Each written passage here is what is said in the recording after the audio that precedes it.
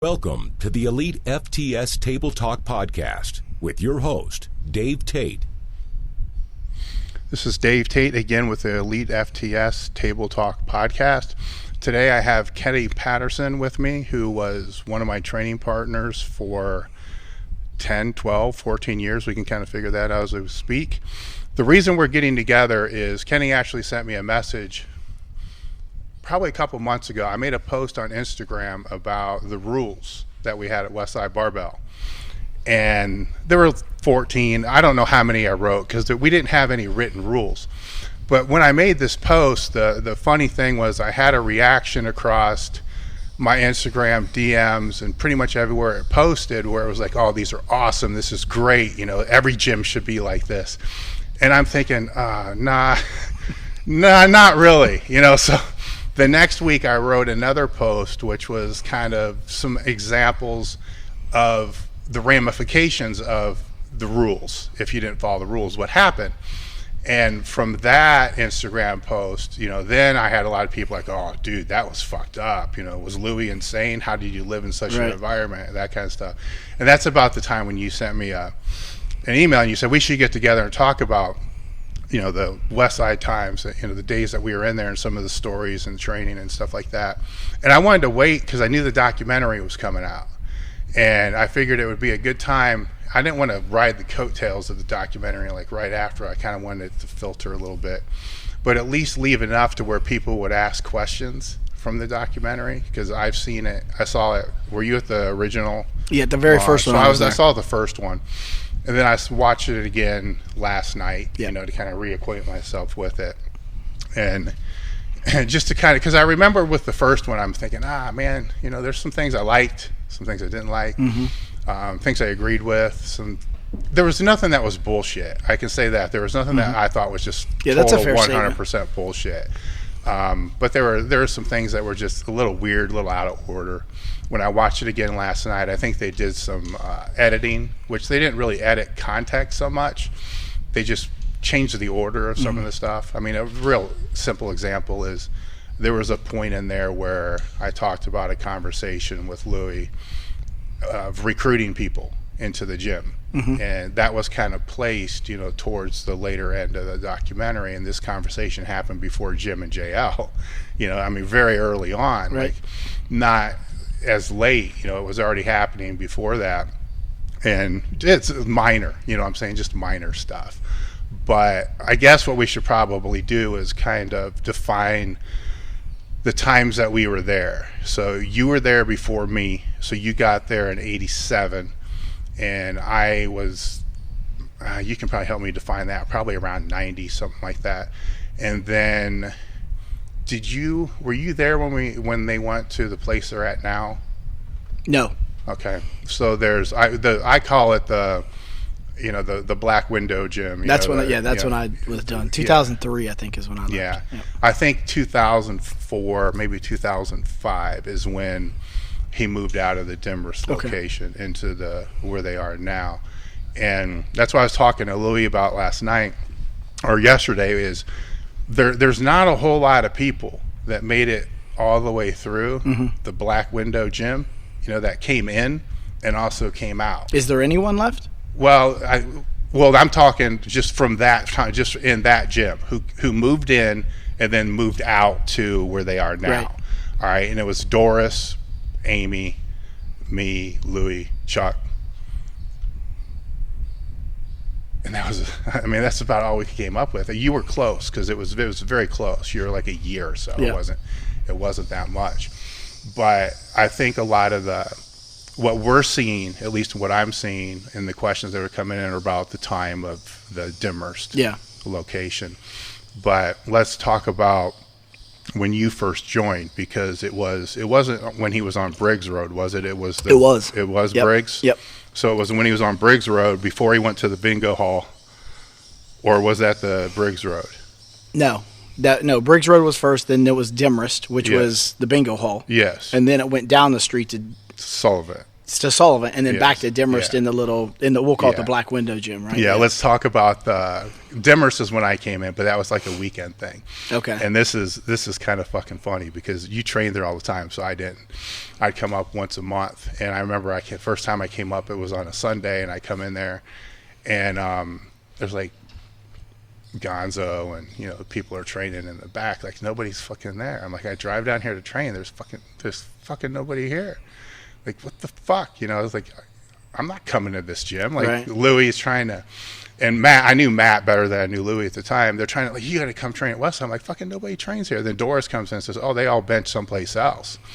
And, which we'll talk about, later. But I wasn't in there for long. When I came in was in the boxer in the basement gym. On Sullivan. With the Sullivan, Yeah. where there was The homeless dude in the basement. Yeah, the homeless dude that lived in the basement. And nobody talks about that place, man. That was Me and McCoy were just talking about it the other day. A fucking dump, man. And you were in there, McCoy was in there, I was in there, Louis was in there, Chuck was in there, I think Borda. Yep, Mark Borda. Man, I can't. That was about. I mean, there wasn't a lot. I'm sure there was. Yeah, there was other ones, but nobody that really rings the bell. And what I remember about the place is there were holes in the floor. Yep. And the boxer in the basement fucked me up because I came in one time and I opened up, and I didn't know this dude was there. And some dude come walking upstairs with a towel around his waist. I'm like, what the fuck is this? And it was just the boxer that lived in the basement. I don't think anyone was actually told. Yeah. And so, like you said, you were subject to find out however you needed to find out, whether it was you were the last one out, the first one in. Yeah, nobody was told. No. And the weird thing for me at the time is I came in, and that was after my pec reattachment. And when I tore the pec, it was the tendon came off, and this is for the people listening. It wasn't your normal pec tear. The tendon was a complete rupture. The tendon was shattered. It was a wreck. So I was in a sling, in a basically padlock sling for 8 weeks or so. So when I came in, I could go in and watch you guys train, because when Louis left the bingo hall place, Matt took all the equipment with Molina and started M&M Gym, which had all the equipment. And then Louis took all the racks and bars and shit. So I wanted to be with the racks and bars and shit because that's what I came down to train with, but I couldn't do anything because I was in this fucking sling.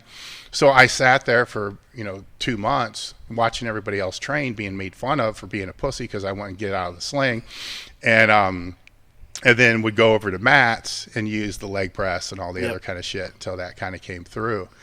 But what I remembered about that place, because it wasn't long, we weren't there long, is that's when, because Louis talks about Mike Francis when he was training. Mm-hmm. That's where Mike Francis was training. That's right.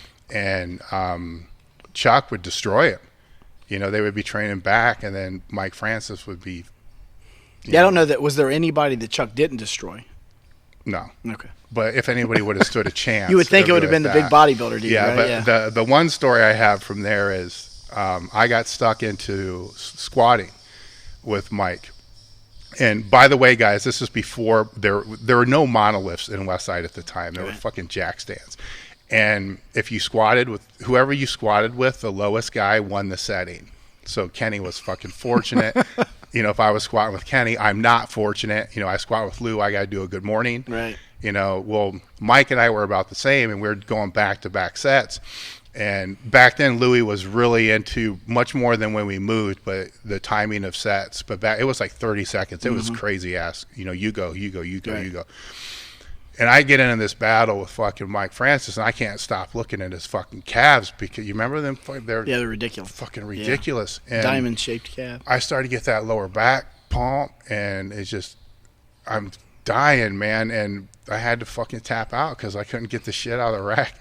And it was at like 14 sets. And I don't know you guys all that well. I'm this fitted up guy with a fucking earring and a fucking, ponytail and the beat up red S10 pickup truck. Yeah, fucked up truck and fucking white t-shirts with fucking acne blood all over the back.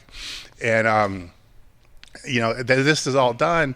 And I don't know which one of you fuckers said it, but it's like, dude, this is your sport, and you just got beat by somebody who's not even into your sport. Right.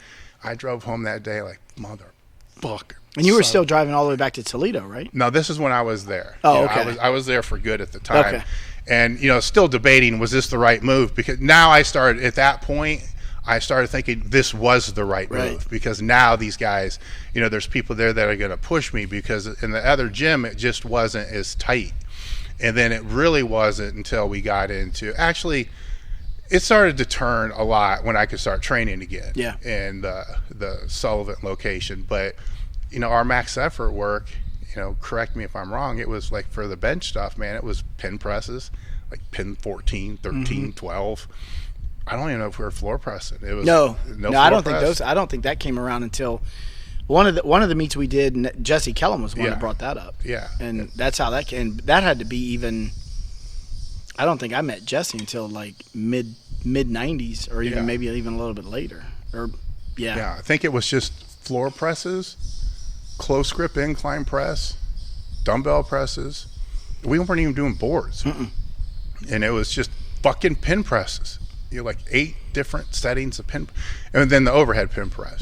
Which then when we finally moved out of there, but then we would bench at Van Horn's. Yep.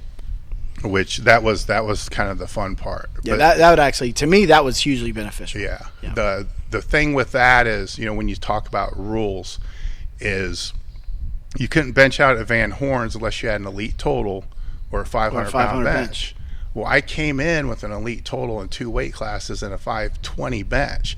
But when you come into Westside, what you did before Westside, it doesn't fucking count. So I wasn't allowed to fucking go out there. So I had to jump into a fucking bench meet and bench 500 pounds. You had to qualify. I had to qualify after already benching the goddamn thing 30 times in my career. Yep. I had to qualify, to be able to go out to fucking Van Horn's and have breakfast at TJ's, which was gross as fuck. To be able to do that. And I couldn't get my name on any of the lists. Like I couldn't be, because he was tracking elites, how many elite lifters. Right. I couldn't get my name on there because I already had it. The only way I could get on there, do it again? I had to do it in a different weight class. Oh. So I had to go up, so I had to go up to a different weight class, or it didn't count. Which, years later, things became a lot fucking easier, Sure. As far as, it's like, fucker, how come these people don't have to do this stuff? But that's really all I remember from the boxer in the basement, unless you got... No, I think you were right. It seemed like it was a much shorter segment in time, like a 6-month lease or something, like you were in and out. And if I recall, now granted, the Black Window gym, that was 800 square feet. And yes. I think the other one was literally like just a shade bigger than a hotel room. It was small. It was tiny. Yes, yeah. It was. Yeah, and we didn't last long there at all, thank God. So then it was on to the next one. Yeah, and the next one was where I think everything changed. Yeah. It's the, God, I know how many, you even know what year that would have been? So you're about as bad as I am. Even Louis had a hard time trying to remember what it was. If I had to guess, I'd say like 92. Yeah. Because I graduated in 91, and I think we weren't there yet. So it had to have been like maybe a 92 or something. Yeah. That sounds about right. And to me, that was and has always been Westside. So, I think you kind of feel the same way from that stand period. Yeah. But when I came up, I have, stories of, my entrance, because you guys were, like I said, you guys were already there. You were already there. Chuck was already there. The only person I really knew was Dimmel. And he was fucking crazy. But, I knew him from outside of the gym for different reasons, I suppose. But, and so when, I'm trying to think of how to even bridge into this shit. I was the first person that wasn't a Westside dude. Like the first person to be recruited, I guess, or brought into the gym. The only person that would be close would have been Waddle, who came from the other side of town. Like Joe McCoy came from the other side of town. Yeah, too. Joe McCoy too. So, so I'm coming from a different city. And of course, Waddle's all upset. Like, what the fuck's he coming in here for? Because he's my weight class. Sure. I'm just trying to find a job, you know, because when I got there, I didn't have any work, you know, so it's Louis saying, you got to train at this time, you got to train at this time. I'm like, well, fuck, I got to find a job. And I worked at a temp service, you know, so the second shift, so I could be in there in the morning. And that's some of the worst fucking jobs I ever did. But finding a job was like a top priority. So some of the things with, I guess from the movie standpoint that, you know, kind of, maybe it was different than when we left, but you know, we didn't have anybody living out of cars. No. It's, you know, they came and they found work, even if it was at Audia, which was a temporary service, you know, and Louis helped. I mean, he bought groceries every now and again, and Matt would help every now and again, but nothing like major or anything like that. But no, not at least, and I wasn't excessively familiar with like the guys at the night crew, but the morning crew, everyone seemed to be what we would call today stable. You know, they had, whether it's an apartment or a home, a family or a long-term girlfriend or a steady job, or, you know, it's like normal people. Yeah, right? So there wasn't, and the other thing is you really didn't know a whole lot about the people who you were training with unless you were there for a long time, because you really learned the most about people when you went to meets with them. Travel. Because when you train, you walk in and I was not the same person in the gym as I was before I walked through the door. Sure. You walk in, you train, and then you leave and you fucking go to work. Right. So there was a lot of questions then when I was skimming through there, like, you know, how did everybody get along outside of the gym? I'm like, I don't fucking really know, because we really didn't. You know, some did, you know, tighter, you know, people but it's like two, three guys, you know, that might be friends then. Yeah, I think that's about accurate. I think most, I hate to call them cliques, but, you know, there was a couple people that would hang out, to your point, and like me and Joe were pretty tight, and then I know like you know, Chuck and Bill Killian were tight. And, you know, there's the little people that have their little, and there's nothing wrong with that, not saying anything, but it wasn't like a group of 20 people every Saturday afternoon were, you know, having house parties and drinking beer. No, we were there to train, right. And I think that's, you know, that kind of gets lost a little bit. Like, hey, these guys are going out, they're partying, they're doing all this other stuff. And I went out with Dimmel one time. That's all it needed. And that's all I needed. All it was needed, one fucking time. One time. You know, it's when I first moved to town, he was showing me around. God, I got a couple Dimmel stories. I'll tell 2 Dimmel stories. I'll let you tell one. He was just showing me ways around, shortcuts, like how I could get from my house to the gym from German Village. And it involved going through people's backyards. You know, where there should be an alley, but there wasn't an alley. He just made an alley, you know, and he's like, this is the way you do it, buddy. And I'm like, this dude's fucking out of his mind. And this is after we squatted and went to some Chinese place, and he's still wearing his squat suit, you know, while we're eating. At the Chinese place. And then the first meet that I did when I got there was so I could get so my 500 bench could fucking count, was the Columbus POW bench. Police Athletic League. Yeah. And I opened at 500 and it felt like shit. I'm like, whoa, something's just not right here. It's totally not right. This was shortly before I got there. And then 520s were my pec tore. And Matt's the one that drove me there and then drives me back. And this was in like Circleville or something, like Chillicothe, Circleville. All I remember is most of the driving was in fields, because he refused to actually drive on the roads, on the pavements, right? And on the way home, you know, after the pec thing, he's like, you know, does it hurt, buddy? And I'm like, no, man, but my whole pec is under my nipple. I'm like, it's, you know, it don't feel right. So here, take this, you know, so I'll just take it, you know? Yeah. And then all of a sudden, Melina says, hey, did you take that? And I'm like, yeah. And Matt's like, fuck, here, you need to take this. I'm like, well, what the hell am I taking this for? He says, because that other one's going to get you really hyped up. This one's going to bring you back down. So I guess he gave me some kind of fucking amphetamine, thinking it was some kind of pain pill. So now he's giving me some type of antidepressant to kind of counteract the fucking amphetamine. So then after he gives me that, you know, it's like 10 minutes later, she's like, yeah, take 2 of these. And these were the pain pills at that point. And then by the time I got home, you know, I'm stoned out of my mind, and I got to drive to the hospital. All right, so I drive, and this is before I had the conversation with Louis. So I drive to Grant, I believe it was, which was downtown whatever it was, and the closest hospital. I go to the ER, and you got to fill out, you know, what medications that you're on and shit like that. And I've never bullshit any of this stuff. All I remember is I had to like turn the fucking paper over. Kept listening. Like, do you have a do you have a legal pad? Because I'm listing everything, everything, even just the anabolic shit, the stuff, like everything. And then the doctor comes out and he says, look, I can't. You got to go. Detox. I can't. There's definitely something wrong with your pack. It's really bad, but you're not going to die from it. But you need to go.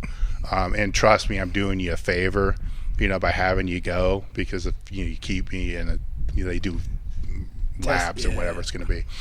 So I left and then I went back to school for a month and then got it fixed later. But that was like my Dimmel stories. It's like, this dude's fucking nuts. And I have a couple other ones which are a little worse, down the road. But the people were asking about Matt's story, so those are a couple. You have any crazy ones that? Fortunately for me, I was a little bit younger. Mm-hmm. So when I joined the gym, I was only 14. Yes. And so Matt and Chuck, those guys were, probably, I guess 22, 23, 24, whatever they were. So the only stories I ever really had about Matt were like kind of secondhand. Yeah. So I never got to participate. Thank God. Yeah. So, but the one that I recall being told was, do you remember, obviously you weren't from the West Side, but, and I can't remember I think it was Rainbows. It was a little nightclub or whatever, mm-hmm. and then it became Coconut Beach Club. Not sure which one it was, but I think it was like Chuck, Jimmy Ritchie, and Matt Dimmel were in there. Okay. And one way or another, some fight breaks out, or whatever. And they said, Matt, being Matt, as big as he is, he grabs a cue stick and he whacks the dude like across the trap or whatever, and the cue stick splinters, and it cuts the shit out of the guy, and he's bleeding everywhere, and so somehow they walk out the front door. Like, police are everywhere, and no one stops these three, enormous human beings that walk out the front door. And later, he was actually talking about it. He said, man, he felt bad. He said, I didn't want to hurt him too bad. That's why I hit him with the little end of the stick. Oh my God, that's Matt. That's Matt, right? Yeah. So yeah, and I guess to put a little bit brighter light on it, when, as I said earlier, I did train at his place because of the machines. Yep. And he was always there because I would go, and he was training at Westside. So basically, I just left with him. Wasn't his right on the corner of Briggs and Demers? Yeah. Yep, that's what I thought. Okay. Yeah, real small. Yep. I mean, it wasn't a big place. And there were certain things, like leg presses and shit like that. I couldn't get in, because the way they literally basically had me padlocked into this thing. And I mean, it's going to sound pathetic, but I mean, he would basically pick me up, put me in the machine, pull me out, change the weights. He did a lot of shit that somebody that his caliber, at that time, wouldn't do, and this was, he'd already squatted the grand, mm-hmm. At this point in time. He was actually just out of jail, I believe, just out of prison, and trying to work his way back, right. To the squat. And that's when Anthony called him out. And oh God, there's a story. Remember that breakfast at TJ's with those two fucking guys? Yep. So like I said, on Sundays we used to go to TJ's for breakfast, and Kenny's kind of like me, where he worked as well. We didn't go to breakfast we didn't have this Bob Evans before workout every fucking day, training day. That shit wasn't. I was at work for one thing, because I train people, then go into work and come back. But on Sundays, we'd meet for breakfast before going out to Van Horn's. Well, this one Sunday, Anthony Clark is there, and Matt Dimmel's there, and you're there, right? There had to be a pile of tissues on each one of those guys' fucking tables that was 6 inches fucking high. They were sweating so fucking bad, and the conversation was kind of like, if I was talking to you, it'd be somewhere around the lines of, Kenny, I've been thinking about my lockout. What do you do for that? And then the answer would be, triceps. I mean, it was the funniest fucking thing. We're all sitting there laughing our asses off listening to this. Yeah, you could almost bet. As crazy as the gym was with the different betting and gambling that went on that morning, you was actually betting on like who you thought would fall out first because you literally thought somebody was going to die. You're like, man, neither one of you are in real good cardio shape right now. That was probably that was the second funniest dinner conversations I ever had in my entire life. At Westside. The first one was fucking Joe McCoy talking to Willie Williams. Oh. And that was fucking hilarious. Yep. And that was when we were in Texas for that. Yeah. When Enzer put on that greatest bench in America. Mm-hmm. And he had real strong Southern drawl. Yeah, West Virginia drawl. Yeah. Very strong, Very strong, man. And yeah. Fucking Joe just starts talking back to him in the same draw, and then they actually started talking to each other. Mm-hmm. And it's like, dude, what the fuck? Well, McCoy's family's from West Virginia too. Maybe he fit right in. I didn't know that. I didn't know that. The funny thing was at that same meet, we got on the we were at the Harvey Hotel in downtown Dallas, and that's when Enzer had that was the first all expenses paid trip, right? Like he paid for everyone to come in, super generous, and we got into the elevator, and Anthony Clark is in the back of the elevator. God rest his soul. Mm-hmm. And he's literally holding on to the railing. We're like, oh shit, this fucking dude is going to die in the elevator, and we can't pick this big dude up. And he's standing there, and his, remember how he had those like big puffed out kind of eyes? And I don't know, I'm just gonna call it juice was running out of his eyes, like just. And he's just streaming down his face, and I'm like, because he's my height, he's like at best 5'7" with a good pair of boots on, right? Yeah. And like 375 pounds. I was like, oh my god, this dude is gonna die. Mm-hmm. Yeah, that was a good meet right there. That was fun. That's where they rolled the deadlift bar out of the box. There was, people talk about some of the shit that goes on today like it's a big fucking thing. Oh, I forgot all about that. Oh, yeah, all the fucking controversies and shit like this. But there was a world record deadlift pulled at that meet that actually came out of a crate. Preloaded. Like sauce. And was rolled out of the crate onto the platform. So that tells you there was no warm-ups. Yeah, exactly. And then pulled and rolled back into the crate. Yeah, because I think McCoy was like, shit, why can't we get that thing to bench with? Yeah, that was fucked up. Yeah, that was hysterical. That was the first meet. That was when the first time we took Eskel anywhere.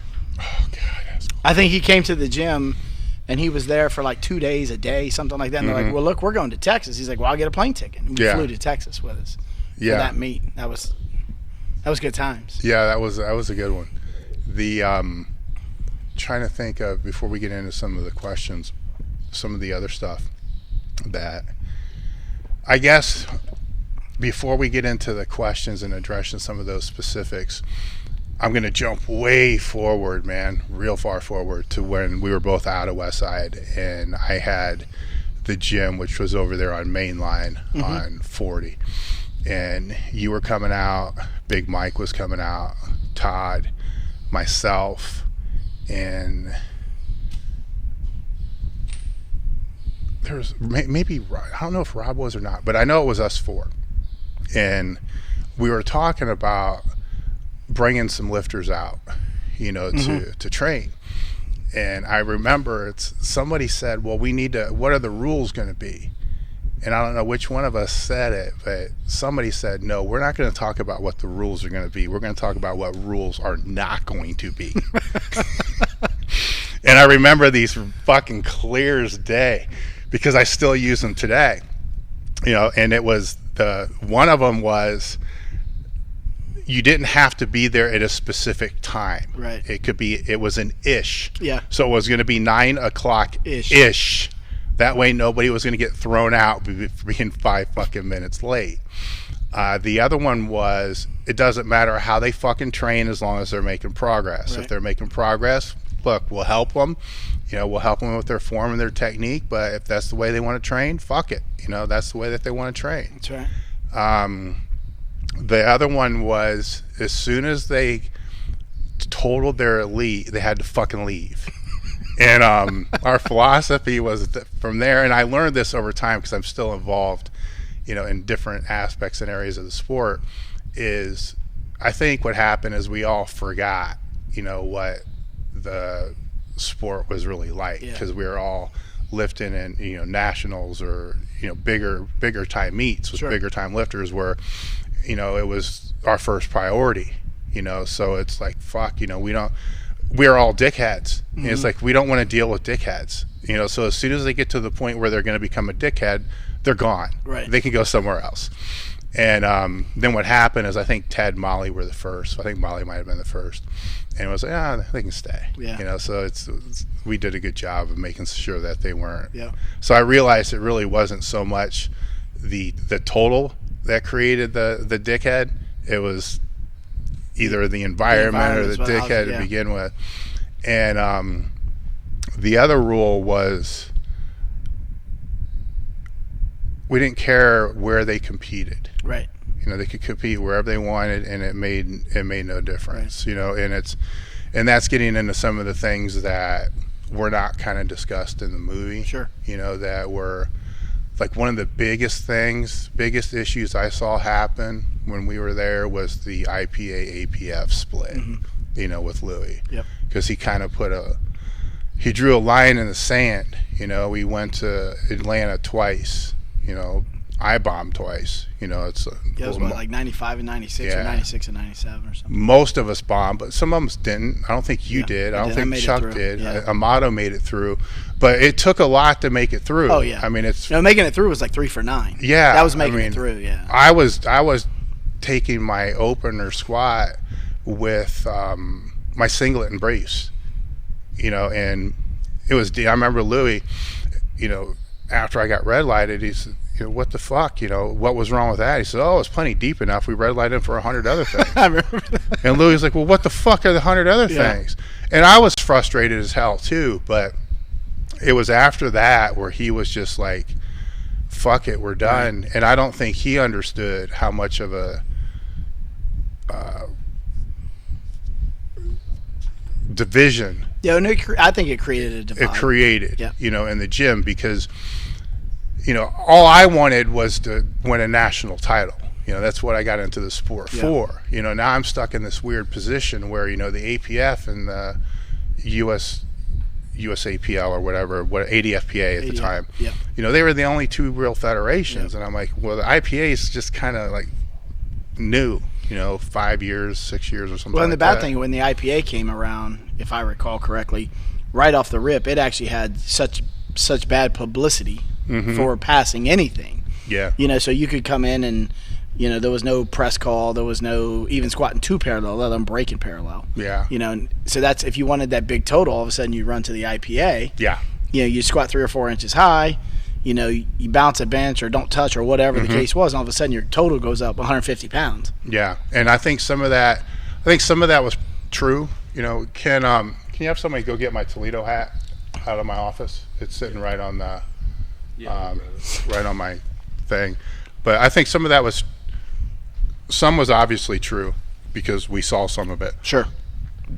And I think some of it came from the fact that Chalet started the federation because of the same shit that Louis was seeing. Yep. And I'm not going to say that there wasn't some bullshit going on, some political bullshit against Westside going on. Yeah. There most certainly, there's no doubt that there was, and I'm not going to sit there and say Louis insane and it didn't exist. I mean, there was justification behind it. Yeah, we all saw it. Yep. It's just, it created that crazy divide where it's like, fuck, I'm tight with Louis, and he's at that point treating me better than, any father, when you're in there, it's a different thing when you're in there and compared to where you're not, and it's like, I didn't want to let him down, but at the same time, this APF thing was kind of like my thing. You know, I wanted to win the nationals. Well, the APF nationals was it was a big time, man. That and the YMCA nationals was that was prestigious. Yeah, and then it was Louis that convinced me that it's not that. It's the rank. It's right. where you rank. And I'm like, well, Louis, I'm kind of fucked there too, because the 308s are combined with the supers. So for me to see how I really rank, I got to like go through and like say, no, he's a super, I'm a 308. Right. And of course, he's like, well, just gain more fucking weight. Right. And you need a pivot table to figure it out. Yeah, and it's like, so it's I don't regret the decision that I made, and from that standpoint, because it ended up where I think the first one we went to might have been because I think you guys had to help. I think one good thing that came from that was before that meet, and I don't know how else to really define this. There were at Westside there was like A lifters and B lifters, kind of like in football. You got varsity and junior varsity. Yeah. And the A lifters were going to be the ones that are doing the junior nationals, the senior nationals, or whatever it was. The B lifters were the ones that were going to be doing the Zanesville Open or whatever it was. And then the A lifters would go help, the B lifters, and then the B lifters would go help, the A lift. And that's how you always made sure that there were people there to help. Right. And that worked. It worked really well. And I have a cool story about you and Joe in that regard. But when this division happened, that there was no more A lifter, B lifter type thing. Right. There's the APF and then the IPA. Then it's like, well, fuck, if I'm in the IPA, I need an APF guy. Unless you really knew the guy, this is where the personal relationships came in. And not all of us really had great personal we didn't hate each other and want to kill each other, but it's not like we were, yeah, sure, dude, I'm willing to spend $500 to go help you out. Unless you knew him. If you knew him, it's like, hell, fuck yeah, we'll do that. And so that created that divide. And then the weird thing was a few years later, it kind of like switched, where now the APF was kind of like all fucked up and the IPA tightened up. And it just kept moving back and forth where I kind of wish they just would have just fucking combined and merged. But the other thing to fall back on what I was saying, when I came to Westside, I couldn't lift in the fucking nationals, even though I was qualified, because I didn't fucking have the total. It's the fucking Louis bullshit, right? And it was, I think it was a Zanesville meet, and I squatted well. You were there helping, Joe was there helping. I know this for a fact, because you guys helped me in the bench. I had a good fucking squat. It was like my first squat in the diaper suit. And it was like, whoa, shit, this thing's got some potential. And it was, I think I squatted 860 before that, and it was hard. And I squatted 875 or 880. And it was like pretty fucking easy. Like, holy shit, this is kind of weird, because the suit actually is loose, but I was explosive, stop. And I didn't do good in poly because of that. But I had a borrowed France, it may even have been yours, a borrowed France denim, because I refused to wear denim for some stupid fucking reason. And it was a France, which wasn't, they weren't radical, No, not at that point at least. And I took my opener, and it was like a train wreck. And it's probably McCoy, because you were an asshole in the gym, but not in the meets. He was an asshole all the time. Basically said, listen, motherfucker, we're going to put your shirt on, and we didn't know anything about jacking shit up. Just put your shirt on, sit down, and don't even fucking lay back until we tell you. Just do what we tell you to do. And I remember sitting on the end of the bench, fuckers weren't saying anything. So I'm thinking to myself, these son of a bitches are just fucking with me. And then I think it was you that said, okay, lay back, and get your feet set. Grab the bar, squeeze the bar, take it out, and then it was hold. And I'm like, why in the fuck am I still holding this bar? You're making me hold it forever. And I didn't understand at the time that, you compress into the fucking bench, and it sets back into there, and then it's like tuck, and then it was 585 I benched, and it came up like a fucking empty bar. And it's like, oh, I'm like, holy shit. And then I looked at you and I said, I'm going to fucking bench 600 pounds before you do, because I think at that time you were about we were about close. You were 560. It was close. Yeah. I think you had me by a little bit because Matt was the only one when I came there that had a 600-pound bench. Yep. Everybody else was like, 600 pounds, it's a big fucking thing, you know? Yeah. And then you hit that 560, and it's like, well, shit, I had a 540, so then that 585 was easy, and it's like, okay, motherfucker, I'm going to have you. It's the last time I ever fucking outbenched you in my entire fucking life. Because shit just went fucking two different ways. One way for me and one way for you. It's fucked up.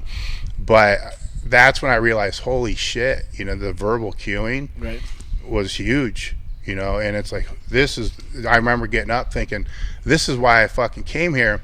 Then I had this fucked up epiphany when I'm sitting there, you warm up the deadlifts, and I'm sitting there waiting to do my opener, and I start figuring my total out in my head. And I'm like, holy fuck, my opener deadlift is going to be like 125 pounds higher than my best total ever. I never even thought about it. Right. You know what I'm saying? It's like, I also walked away from that meet, you know, thinking, okay, you just take this shit one fucking lift at a time. Don't worry about the other shit. Yeah, that's a true statement. You know, you just really have to do that because it was like, holy. And then I was like, oh fuck. Well, what if I miss my fucking deadlift? And I ain't gonna miss my fucking opener deadlift. And, you know, everything went well, and it was one of the best meets that I had. But it was because you guys, you know, on that bench thing, it was just like, holy fuck. And then finally, I could go to the fucking nationals, which I was qualified for 3 years beforehand. And Louis and his stupid ass fucking rules, but where they said something in the movie about Hoff beating your teenage bench record, and somebody DM'd me and wanted, because they didn't want to post the question on the Q&A, they DM'd me and said, what did Kenny think about that? And I said, I don't really need to ask him, but I probably don't think he really gave a fuck, because I don't even know if he even knew he had a teenage record. Yeah, definitely knew I had him. Okay, right? so you did have definitely knew it. But to me, the records were always made to be broken, right? Yeah. So, and I think you can use this in any sport, and this is the way I look at it. What we did, let's just call it from 90 to 2000, right? Because neither one of us know exactly what year we did anything anymore. But in those 10 years, what we did then is much different than what they do today. So not taking anything away from Dave Hoff, you know, obviously he has the biggest total ever, extremely impressive. But the sport has changed. The sport has evolved. You know, it's just like comparing, you know, Jim Brown to, you know, the best running back today. The equipment's lighter, the things are different. So to me, the records were made to be broken, but the records that are being broken today really, it's almost like they're in their own era. They are. Yeah, the equipment's different. The sport itself is somewhat different, I guess, in a way, but I think, to me, I love the fact that if the record did get broken, that someone from Westside done it. That's you know, that's what always drove me anyway. And you know this, but the great thing about powerlifting to me was whether you had a great meet or a shitty meet, it just made you want to train even more. Yeah. Right. So if Halbert broke something I had, you know, you're sitting back there going, "Congratulations, George, you son of a bitch!" Like, I'm getting back to the gym, right? Yeah. And then if you had a bad meet, you're right back in the gym trying to figure it out again. So, I mean, I think it's great that I never get furious that someone would break a meet or would be offended by it. I actually think if and this tells you how old we are actually now, if that teenage record actually was still standing and Dave Hoff just broke it, you know, obviously Dave's much younger than we are, but that's pretty impressive to me. It stood around that long. Yeah, exactly. I think you bring up a good point, though, and I promote this website all the time. I don't get any money to promote it because it's a nonprofit anyhow, so it doesn't really matter. But there's a website called Openpowerliftingorg, or openpowerlifting.org, and it's kind of like what Powerlifting Watch used to be, except it's far more complete. So, and they now have gone back through almost every Powerlifting USA, and have entered every past meet. Oh, that's awesome. There. So it's, I would say they're probably 70% every meet ever done, and now they're starting to get Russian data in there going way back. So what I tell people now is they have greater access. Like, we knew the history of the sport because it was just kind of passed down and it was in the magazines and stuff like that. They now have the history of the sport kind of right there at their fingertips, because I can go back, and because you said it's kind of where you ranked in the year that you competed. So I can go back in 98 or something like that, and my squad, I think, was ranked first or second. Right. You know, the total was first or second because they broke out the 308s and the supers. And Sure. I was like, fuck yeah, finally, you know, now I know where I really was. Right. But during my time, you know, I was a top 10, top 15 lifter. I was not a top 5 lifter. I was not an all-time world record holder or a world record holder. But I was fucking holding my own in the top, you know, 20 and top 10 for 2 decades or so. Sure. And you can go see that. So, and people can go see where Louis was ranked in the 80s. Yeah. In the 90s. For 100 in years. the 2000s, in the 2010s. Yep. And then if you want to compare, you know, where they are, because the powerlifting has increased as far as the numbers, but not, there might be 50% more competitive lifters than there were before, you know, so it's In just total or? in total. In total. So it's just kind of shifted a little bit. Sure. But the depth is a lot deeper. Yeah. I mean, to be a top 30, you're a really good fucking lifter. Where you were still a good lifter, you know, back then, but Right. it really was like the top 20 where that was the really hard one to Right. get into. You know, top 40, you'd spend enough time, you could kind of get in there. Right. The top 100, you know. So let me ask you this, since you say there's more lifters, do you think in today's world, from a physical perspective, not with equipment, do you think the people are any stronger today than they were, we'll call it in our era? I don't know. I think so. And I only think so because of, you know, call it the 4-minute mile philosophy. You know, when we were coming up, man, Louis was given $1,000 for a 1,000-pound squat, you know, because there wasn't that many, you know, and I'm like, fuck, I might be able to get this fucking. Yeah, but know, that's equipped. that was equipped, right? Yeah, I'm talking about non-equipment. I know, but I think that perception carried over, you know, because, you know, people talk about how equipment set a bad, you know, status as far Sure. as the lifts go. It still was a 1,000-pound squat. So if you look at the number of raw 1,000-pound squats, there's not a whole lot of them, but there's a hell of a lot more of them than you think there are. Oh, I see what you're saying. You know, which is now the bench is going to be a different story because the bench carryover could get pretty fucking you know, you got out of hand. But the squat carryover still, I mean, some people were getting close to 300 maybe. Yeah. I would say the average there though might have been 200, you know, 250 On the squat? Yeah. Yeah. You know, if you knew the bencher, it could get fucking way out of hand. And but it's really hard because you're kind of comparing apples to oranges. But I know how I could tell. I could tell if I could bring them in the gym and have them do shit like we used to do. Because people don't understand that outside the last maybe 4 years you were there, the only time we put gear on was in a meet. Mm-hmm. I mean, you put it on like 2 weeks out to see if it fit. And that was still kind of dumb because what are you going to do if it didn't fit? You didn't have time. You had to figure it Yeah, out. you had to borrow it from somebody. You know what I'm saying? And the first time I put your shirt on was it's kind of stupid. The worst thing about pulling your equipment out a week or two prior to the meet was the smell because you haven't touched it exactly since the last meet. Yes. So everything we did except for box squatting and briefs Yep. was raw. You know, the benches, all the max effort work. Yep. The max effort lower body work, we couldn't wear a belt.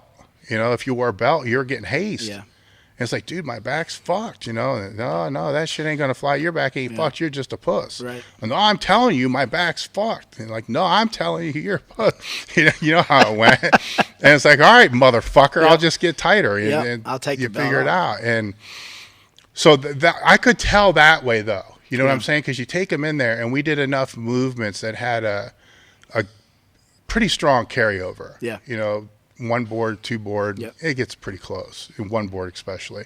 A close grip incline always seemed to be about 60%. You know, right around there, maybe a little bit more. And that's going off a bench shirt, so you'd have to take it up Right. 10 or 15%. And in our era, I think it'd be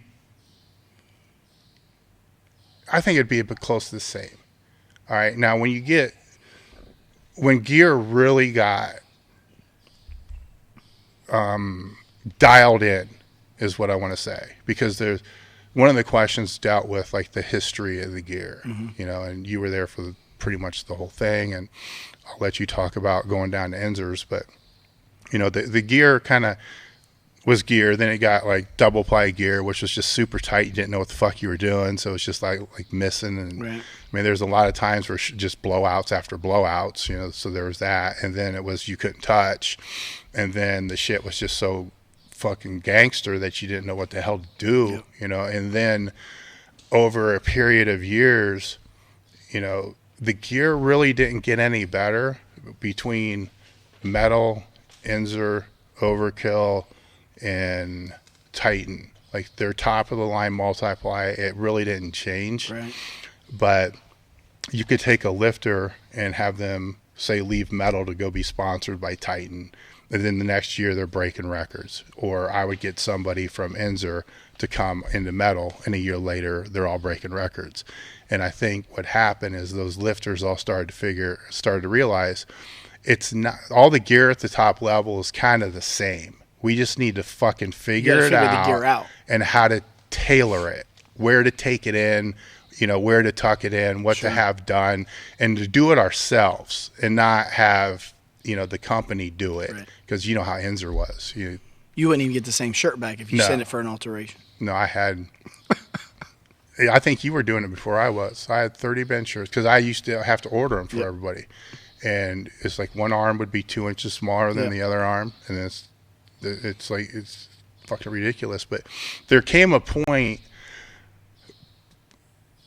where it was after things went double ply and it started to get like triple ply with grid stitch and all this other kind of shit, where John had you go down there, right? No, he actually just had me kind of like work with him and like design the shirt. I never went down. Okay. But it was working to try to just figure out that. And I think that was going on the Enzer end. And then Jenny had it going on with Crawford, you know, on that end. And it's when the company started. And I think Titan had Tiny, was it?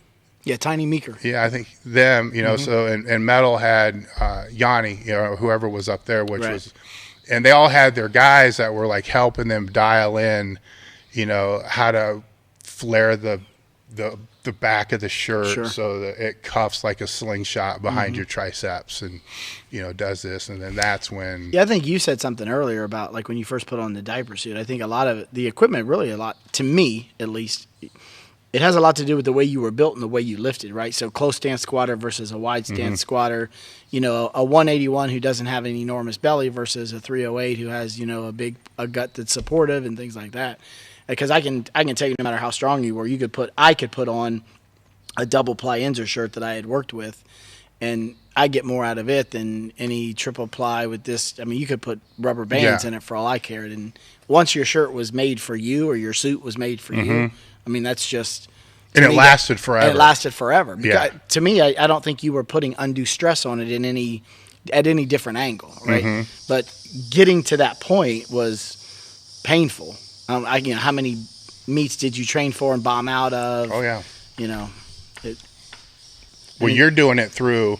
All right, let's take your bench shirt and let's go through 220 all the way up to.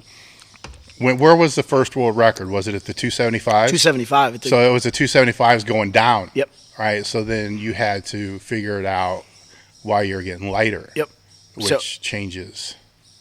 And the funny thing was, when I went from 275 down to 220, physically, without equipment, my strength actually didn't drop off that far. I'll give Joe McCoy credit for that. You know, like you said, he fucking has to razz you for months on end, or in my case, probably years on end, because you had stalled out, and because I was so short and compact, I didn't feel any more like my actual muscles contracted because, you know, I got T-Rex arms at, you know, 5'6", and like you're pressing the bar 6 or 7 inches or whatever it was.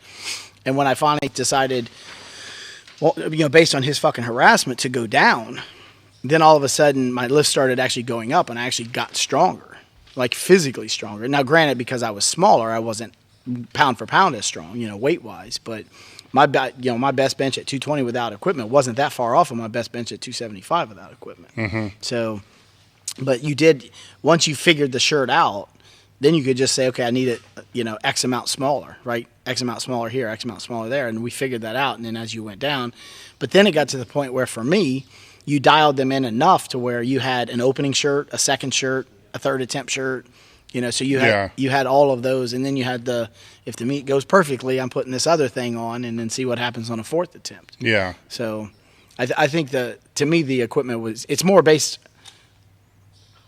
A lot of it has to do with the style of the lifter too, as well as you can't put one of those diaper suits on a close stance squatter. No. You couldn't back then, right? Mm-hmm. So to me, that had a lot to do with the way you actually lifted versus the equipment itself. Yeah, and the cut of the shirt too also depended on if somebody was going to flare or if they were going to push in a straight line. Yep. Where if you're going to, like Crawford was big, and flaring and kind of like catching drifting it back and catching it back. Where certain shirts you tried to do that, you're going to take it. Oh, you were taking because it just was not made to do that. Where other ones were made to do that, and it was a weird time as far as that goes because we weren't fucking. You were because you you split out. We weren't using the shit. Right. So it's like we're kind of behind a 8 ball. And I know for a fact that pissed Chuck off. Yeah. That he wanted, and it was funny, if you look at it full circle, right? Because he was the guy that you wore double ply, man. He was razzing your shit in the gym just for wearing fucking double ply shit. When I came in there with that fucking diaper suit, oh my God, and then the sport advances, and to his credit, he stayed up with it. He was on the trail end. But he stayed up with it. But, he, towards the later end, he wanted to use the shit more, to be able to get used to it. He was always one, though, that seemed like no matter how hard he trained or no matter what he did, it didn't affect him like for next week without equipment, Now, he would fuck himself up a lot. I remember him training with like 2 belts on when he had like a pulled intercostal. Yeah, we had to fucking take the bar and that's one of the best things I've ever seen in my life. But and I think that's why he pushed people not to wear equipment because he could do it. And if you don't have that ability to recover in 6 days for that next heavy squat workout or what you were doing, then he'd razz the shit out of you. But I still to this day, and I've known Chuck since I was like 12 years old, I question if he's actually human or not. Yeah. Because of what he did. Yeah, I mean the squat session that Kenny's talking about was he broke a rib or an intercostal or something. It was bad. It was bad. And for Chuck he was always putting on multiple wraps and shit on like that, but for him to actually express pain you knew it was bad. Yeah. So he had two belts on, his normal belt, then went up around his fucking ribs.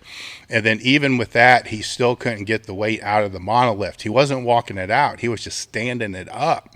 So what he had us do was to actually help lift it out of the monolift and then gently lower it on his back. And then he would do 2 super fucking explosive reps. You had to pick it back up and put it back in. And then we'd put him back into the monolift and he'd do his 8 sets or whatever it was. It's just, it was shit like that where you looked at him like, first off, my bicepial tendonitis it's really not that bad. And secondly, this is dumb as fuck, but I got no excuse, man. And one of the questions that was in there is a story that I've always told that with my pec tear coming back, I had a lot of, you were in there, I had a lot of scar tissue tears, issues with coming back where it would pop, a lot. So I thought I retore it. Oh my God. I probably saw Serrano once every 6 weeks, I swear to God, because it would pop just like when you tore the pec and it'd be like, oh, fuck. And I goes, no, it's just scar tissue. And it's like, okay. Right. And then I think Angelo read in Penthouse that if you shoot saline in your knee, it kind of helps the knee. So we started shooting saline in my pec and it started to help that. But I was explosive, and I'm not saying this cocky because you can validate it. Oh, yeah. I was very explosive when it came to the benching and squatting. Actually, it wasn't you that was that explosive. It was Zippy. Yeah, Zippy was fucking when Zippy explosive. showed up, Zippy was explosive. It was fucking fast. I was not strong. I'll be flat out honest about that. I was not strong, and Kenny can attest to that. I was medium strong. On any max effort day, I was right in the middle of the pack. But on the speed days, I could hang right there with fucking anybody. And fucking Kenny, man. I'm going through one of these days, and it was 3-4 weeks after I had one of them pops, and I'm just, we're using whatever our speed work was at the time. Who the fuck knows? 275. And I'm just doing my reps, man. and you're getting on my shit. You know, like, what the, you know, like, why, what the fuck? And I'm like, dude, man, I'm pressing as hard as I can. You're like, you are not pressing as hard as you can. And you start fucking whimpering and like crying and like fucking wiping your tears. And I lay down on the bench for my next set. You come out, you got fucking toilet paper, man, and you just like throwing the tissues at me. Like, here, man, wipe your tears for being such a fucking. It fucking made me so mad. You know, I take it out and, you know, boom, there's the 3 reps. Right. I'm like, I fucking hate that son of a bitch. But at the same time, it's like, well, I can do this. It did work. It did fucking work. Yeah. Fuck you. You know, and that was the kind of shit that, you know, people hear the stories about, and they don't see that, you know, that it was fucking with me, you know, and, but it was trying to pull something out, you know, as well, that helped, because you noticed the speed ain't right. You know, this shit is not right at all, you know, compared to what it should be. And you were good at that kind of shit. There was also a meet that I fucking bombed out at because I weighed too much. Let's just put the butte, you know. Oh, yeah. My butte meet. So I weighed in at 275, and the next day I ended up being 312. So you guys figure that out for yourself. You know, it's a super secret story, you know. So my squats go like shit because we don't wear our gear. So I put my shit on, and I'm like, oh my God. It took like 8 people to get my straps up because they weren't Velcro back then. And it's like, I'm doing a good morning, hoping I'm going to hit parallel, because it was a fucking train wreck. And I go to put my shirt on. It doesn't go over my forearms. I can't get my bench shirt on. And I'm like, fuck, what am I going to do? I can't go out fucking open. You know, I can't bench raw because I'm going to blow my pec off for sure, because it was during that same year. Yeah. I'm like, fuck yeah, I'm pulling out. I'm done. That fucking dinner, man. And you and fucking Joe McCoy sitting at the dinner table, you know, making these choking noises. I'm like, these motherfuckers, fuck you guys. And there was an argument. It was an argument in the fucking restaurant. You know, like, well, did you choke or not? I'm like, no. Well, then what the fuck do you call it? You know, and this was the fucking shit. And it's like, okay, I got to figure out how to get this motherfucker back. But then it was shortly after that, I'm like, I'm just going to outbench the motherfucker. That's what I'm going to do. I'm going to outbench his ass. That was my plan. And then you went on a tear. I don't know what the fuck happened, but your bench went from like, you did like many meets in a row. Right. Like 3 or 4 meets in a row. And they're all like way out of town. You know, so ones that we weren't traveling to. Louis would go, and maybe Joe would go or somebody. But Louis would come back, you know, and he'd be back on Sunday or whatever. Yeah, Kenny benched 600. Well, yeah, you fucker did not. You know, it's like, yeah, he benched 600. I'm like, it's good. You know, fucker benched 600 pounds. You know, like, okay. You know, Kenny benched 650. Like, fucking, like 3 weeks. It seems like 3 weeks later to me. Son of a bitch. Kenny benched 700. No, there's no fucking way. And then I think it was one more even higher than that. You did. Yeah, the first time I benched 700 actually was 712. That was at Ender's meet. Yeah. And then 728 literally like 3 months later. Yeah, I mean, it's just Chicago. Like boom, boom, boom. And I'm like, wait a minute. How in the fuck did his bench just go up, you know, this fucking much? But at the same time, I should have known, because your board press was also going through the fucking roof too. And it was just tearing up, and I think it was figuring out your weight, you know, your body weight was having a big effect on that, and you were figuring out how to, and it worked out good because your arms are your strong point.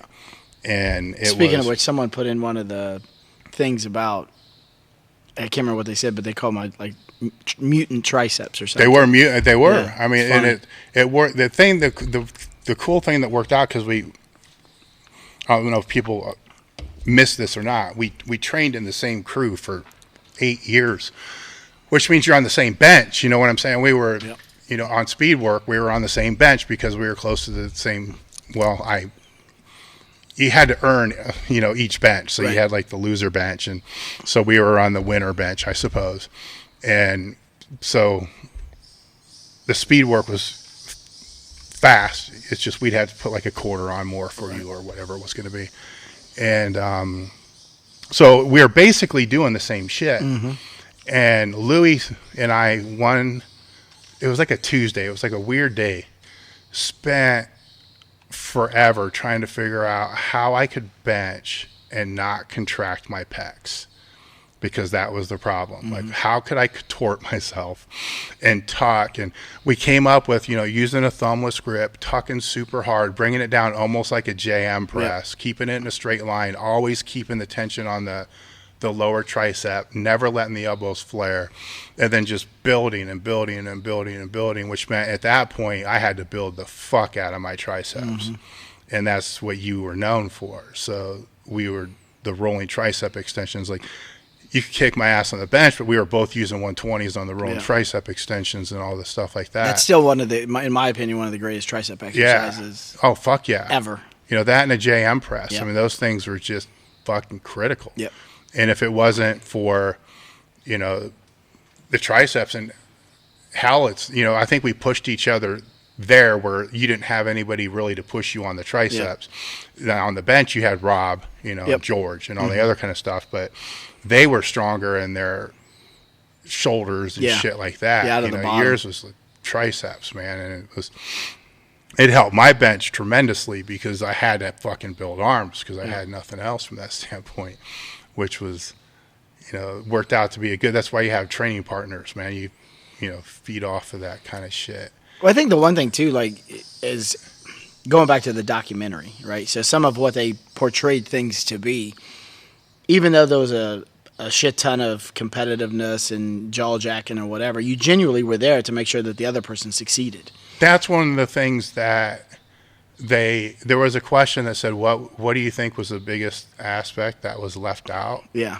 I think that's it. The camaraderie of, the whole goal was to make everyone else stronger. Yes. And that's where, and I think today, I don't know how to say this the right way, but back then there was only one man, right? You could have one guy at the time that was the man. On squat day it would be Chuck, and on bench day it may be me or maybe George, or in today's world it seems like everybody wants to be the man. But we knew, I knew coming in on Friday morning, you really weren't shit, and you're gonna load Chuck's weights, and then on Wednesdays, or on Sundays, the roles got reversed, and it didn't matter what the pecking order was on a different day. When it was that day, you played your role, and you respected it, and you understood that you were there to push the other people, just like they were there to push you. But obviously, there was one king of the hill on that day, and I think that is part of what was missed was how everybody really did is,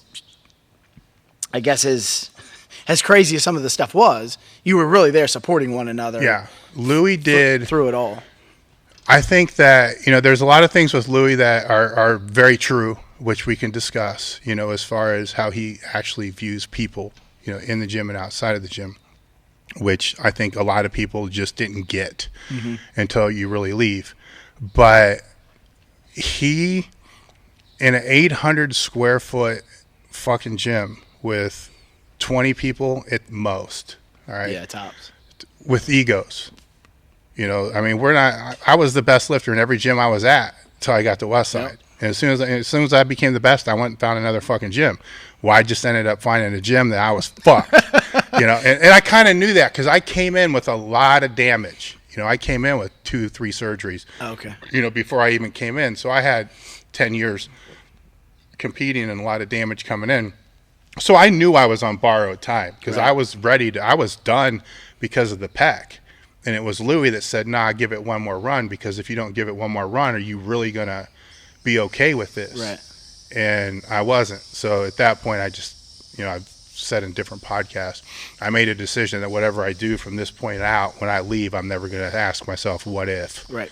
So it doesn't matter what the numbers are going to be or anything else. It's just I'm not going to fucking say what if, with that standpoint. But he was able to take a group of lifters from various different backgrounds and egos, and most of them enhanced, on now, I don't want to say boatloads of shit because I think people misrepresent how much stuff was really being taken as well, but it was probably real, anyhow. I still believe too, if you go back and look at the people that B lifters. A lot of the B lifters took more shit than the A lifters. Yes, they did. But they never equated to an A lifter. So that whole Louis said a long time ago, you can lay a bench shirt and a bottle of test on a bench, and it doesn't bench anything. It doesn't matter. It doesn't, right? Yeah, it's not and gonna matter. that couldn't be more true. But he was able to take all those guys who probably wouldn't even speak to each other, a lot of them, outside of the gym, and not only make them work together in the gym environment, but make them feel responsible and accountable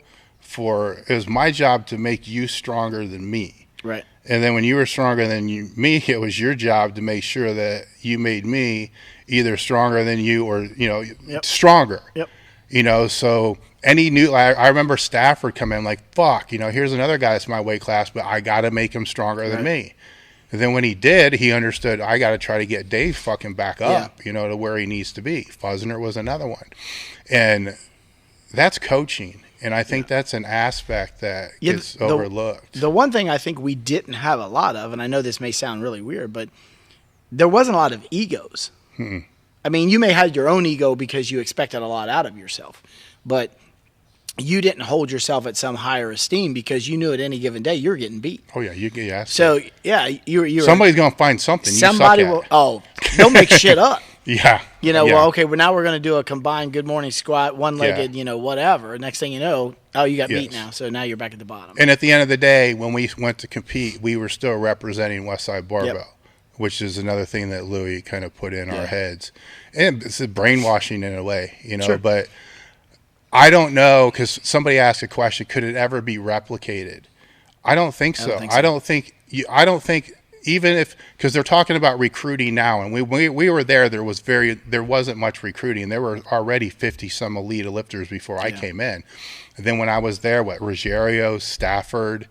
But even those guys that got to that, I mean, they didn't come in already at it. Now maybe they had elite total. Yeah. But they didn't come in like as 900 or 1,000 pound squatters. No. They took it way up from there. But I think you could have a gym recruit in 20 of the all-time best lifters, and they're not going to be able to replicate what Louis did because he had to get them all to work together. Yeah, and I agree. That's the tough part. And I don't know if it was just the time, that there were always veterans in there, so, when I came in, there were guys that have been there for 5-6 years, that have been to the Nationals. And there's no doubt when Louis came out of retirement, that made a big Sorry about that. Yeah, a big shift. Well, I mean, it helped me more than it helped anybody else because he became, my training partner. But that was a big riff that really made a big difference. But that part, I think the movie kind of really missed out on from that way. The other thing I think they missed out on was, at least like you said earlier in the morning crew, most of us had jobs. Most of us had other responsibilities. Where powerlifting by far was my number one priority. It was probably your number one priority. A lot of sacrifices were being made. A lot of things were being made to do what we had to do, but it wasn't like we didn't have anything, on the back burner. Right. It's, trying to, I was training people, trying to become a better trainer, going to seminars, doing that kind of stuff. And, working up in the positions that you were in and distribution and project management, Joe McCoy, getting onto the floor. I mean, everybody, Chuck, everybody it wasn't like it was, a fucking giant group of thugs and that's all. I mean, there was a few, but at the same time, we had a few thugs, but if you want to go and remake the documentary, then let's focus on Doc Dave. Let's focus on the people that had PhDs, that had master's degrees, that had, because it was a very diverse crowd, that kind of is being portrayed. And I understand you got to tell a story, and it's a better story to tell, this way, where the story is, a guy was able to coach, think of that. It doesn't make it easier. No. You know what I'm saying? It doesn't make it fucking easier at all, because now you got to get these guys to walk in the gym being a different person than they are outside of the gym. Yep. It's like all that drama has to stay the fuck outside. Right. It doesn't come in. Your personal life. I didn't know half the people's real fucking name till you were there for a few years. Yep. I had to get my we were putting a heater in my putting AC in the first house we had. I fucking needed I knew Gritter did Gritter. it. I didn't know who the fuck Gritter was. Yeah. You didn't know his name was Jeff Adams, did you? No. I had to fucking call Louie, and Louie's like, I don't know. So it took like a week to figure out what his real fucking name was. How do I find his real? And everybody had the nicknames that they went by, which was kind of funny as hell. But outside of those two, were there anything else that you thought that the movie kind of missed the boat on? No, I think first and foremost, I think the movie was done well, and I think it's hard to capture from the beginning all the way through the end, right? Mm-hmm. So there are some. I think the portrayal of, for lack of a better phrase, the thug life that was lived. But to your point, I think it could have probably gave more of a paid tribute to the ones that came before us, because I think that's a lot of what newer people miss out on. And we were talking about this before we started. Like, how many people have you ran across that said, oh, yeah, I used to train at Westside too. And you're like, I was there for 16 years. Don't remember you. But I think when you bring up, like, when we came in, we were somewhat force-fed the stories of the Tom Palucci's and, what Doris accomplished, and Laura Dodd, Mariah Liggett, Doug Heath, all these people that came before us, right? And it's like I think maybe Ed Cohen actually said it, but it's like being a historian, right? You have to learn what came before you. And I think that's something that it did, selfishly, I'm glad, because it did focus a lot on our era. Yeah. But that whole Westside training philosophy and all that originated back when in Louie's garage and all those people. And I don't think, were you here when we actually had the Westside gathering? Yes. I think it was Jimmy Seitzer's house. And it was weird. Agreed, right? But like when you stop and talk to all those people, and you're like, there's been so many people that come and went, played roles, but they still contributed to the success and development of what we created. Yeah.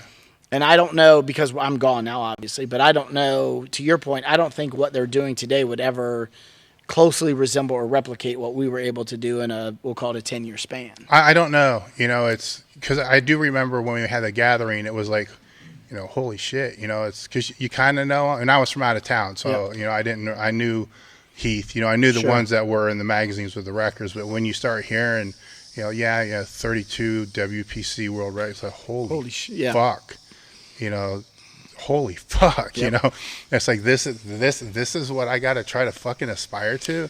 It's crazy. And I think too, the documentary, and this is to no fault of anybody's, but I think the documentary really would have, it would have benefited greatly if we had the technology, in our run. True. Because there would have been so much more footage. You think about some of the things that were accomplished in that, going back to telling the Chuck story with the 2 belts. And if I recall correctly, and I'm sure you were there, but he did that. He did a low box squat that way with no equipment and squatted 770. Picking him up, basically setting the bar on his back, letting him squat, picking him and the bar back up and putting him back in the rack. Yeah. There's no footage of that. No. But everyone now has they've got a tricep push down video, or they've got a, whatever. Yeah. And I get it. We probably would have used it to our advantage too. So I'm not faulting them.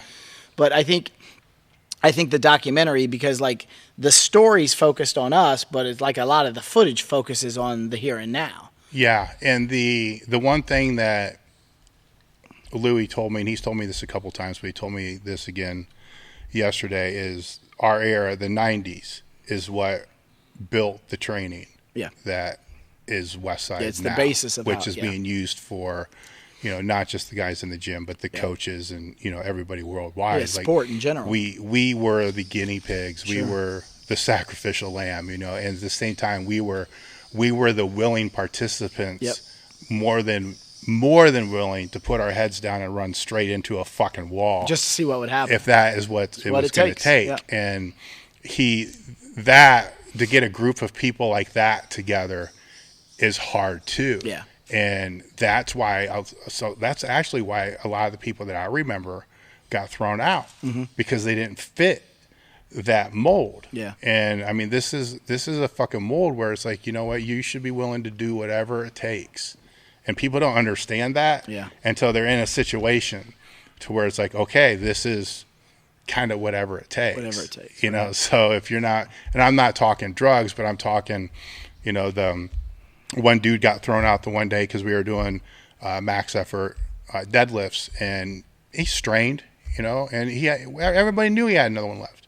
He's like, nah, shutting it down. And we're like getting on his ass, like, come on, what the fuck? And it was like it wasn't the first time. It's like the third time. And then, after we realized this shit ain't happening, it's like, well, I think you have to, when you see something like that, you actually, I would process it like, if he's not willing to push himself, he's not going to push us either. Yeah. It's like, you're gone. He's gone. And that was it. That was the last day. He was exited. We had a lot of people in that era come and go, and that had a shit ton of potential. You go back to the, like Bill Moore's and people, they come in 330 pounds and they had muscles hanging all over their body. And it takes, Joe McCoy's 180-pound ass to run him out of the gym. You remember that fucking the laughing cassette tape thing? Yeah. We had some video. Oh, it's classic. We had on Sepultura, I think the CD is Chaos AD. If you let it play and there's like dead space, it's like 5 minutes is just like nothing. So we're all squatting and this 5 minutes of nothing is playing. And this dude that we're talking about was in the squat group that just finished. And then it just starts laughing hysterically in the CD. And Joe just fucking lays into this dude.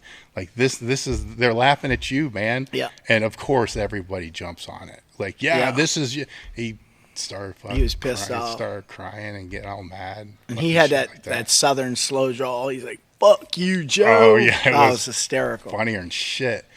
And that's, he left that day. I'm sure it wasn't a fucking terrorist stealing. We all left, days where we wanted to fucking, Joe McCoy took a fucking inch out of my box squat box one time. I was chasing him around the goddamn gym. I was so fucking mad because I kept trying to take my box height up and Joe's, like, no, you need to take it down. And so when I'm getting under the bar, he fucking slides out, half-inch board or whatever. I sit down in there and I fucking notice him, motherfucker. And Louis tells the story real well. I stand up and I start chasing him around the gym with the fucking board that he took out. I was going to fucking cut his head off with it. Was you there when, I think it was Chuck that did it, but Joe must have been like fighting with his girlfriend or whatever, and they were talking about like Joe like stalking his girlfriend, and I think Chuck came back in with like Todd. It was a Todd. Okay, Todd. And he had like twigs sticking out of his hat, like he was in the bushes, like spying on her and shit. Put pictures of his girlfriend on the ceiling. That was hysterical. Remember that? Because we had a drop ceiling, and he was fighting with his girlfriend or who knows? Whatever it was, but she had ads in the newspaper, and we cut the ads out, stuck it up, pin him up to the pin him up on the ceiling, so when he laid down the bench, that's what he would see. But that's the kind of fucking with people that we used to do. That was good. That was the non. There's violent ones, but the violent things, that didn't happen often. There was the one. I'll never forget this one. We were benching in that red bench in the middle bench, speed work, and I guess names don't fucking matter. And Jimmy was getting into some shit with Sean about a bench shirt, and I don't know what it was because we were doing our speed work, man. I don't think people understand we had a method here. There's a side spotter, a back spotter, a side spotter. It was like volleyball. It was like a rotation. It's like somebody on deck and then the lifter. And then you fucking, as soon as the person got off the bench, the other person was down. And if you weren't down, you were going to get shit blown to you because you should have already been wrapped up and ready. So we're just rolling through, And with 5 people, that was right about 60 seconds. It gets too late. It slows everybody down. These fucking guys break out into a fight, and they're right behind us, right? And we never stop our fucking sets. Keep going. We just fucking kept going. It's just like rest periods just get shorter. Yeah, it's like whoever was on deck and whoever was like the one side, we just were making absolutely sure nobody flew towards the bar or the lifter. It's like one hand was out and they're like just beating the fucker. I shouldn't say they were fighting. Just one guy was getting the shit beat out of him. One-sided. It was totally one-sided. So we weren't worried about it escalating anywhere. It just had to fucking finish. And one of the questions that was in there was what lifter was who was the most underrated or who had the greatest potential that really didn't show it. I think the person that wasn't in the documentary and I can see why the person wasn't in the documentary that really should have been, is Doris. Oh, absolutely. You know, and I can see that because Louis didn't want the thing done in the first Sure. place. So I can see that being a respect thing, but she is Westside. Absolutely. You know, it's 100%. But when they asked about the lifter that had the greatest potential but got hurt and wasn't able to fully realize it, to me, the only name, Fuzzner is the one that comes to my mind. Yeah. Because he was he was a freak. He was a freak. He was. But he's there for 8 months or whatever, and benches 675, and he came in at 240, and his body just soaked up whatever we put, 280 next time, and he squats 900, but even Rob, he tore his pec, right? That I think it might have been at the Arnold, I can't remember, and he was so well rounded. He wasn't like a me, right, where your deadlift sucked. Yeah. He squatted big, he benched big, and he could pull big. And he's probably definitely one that never achieved what his physical ability would let him do. Not even close. And nothing was hard. Never. That's why it was so hard.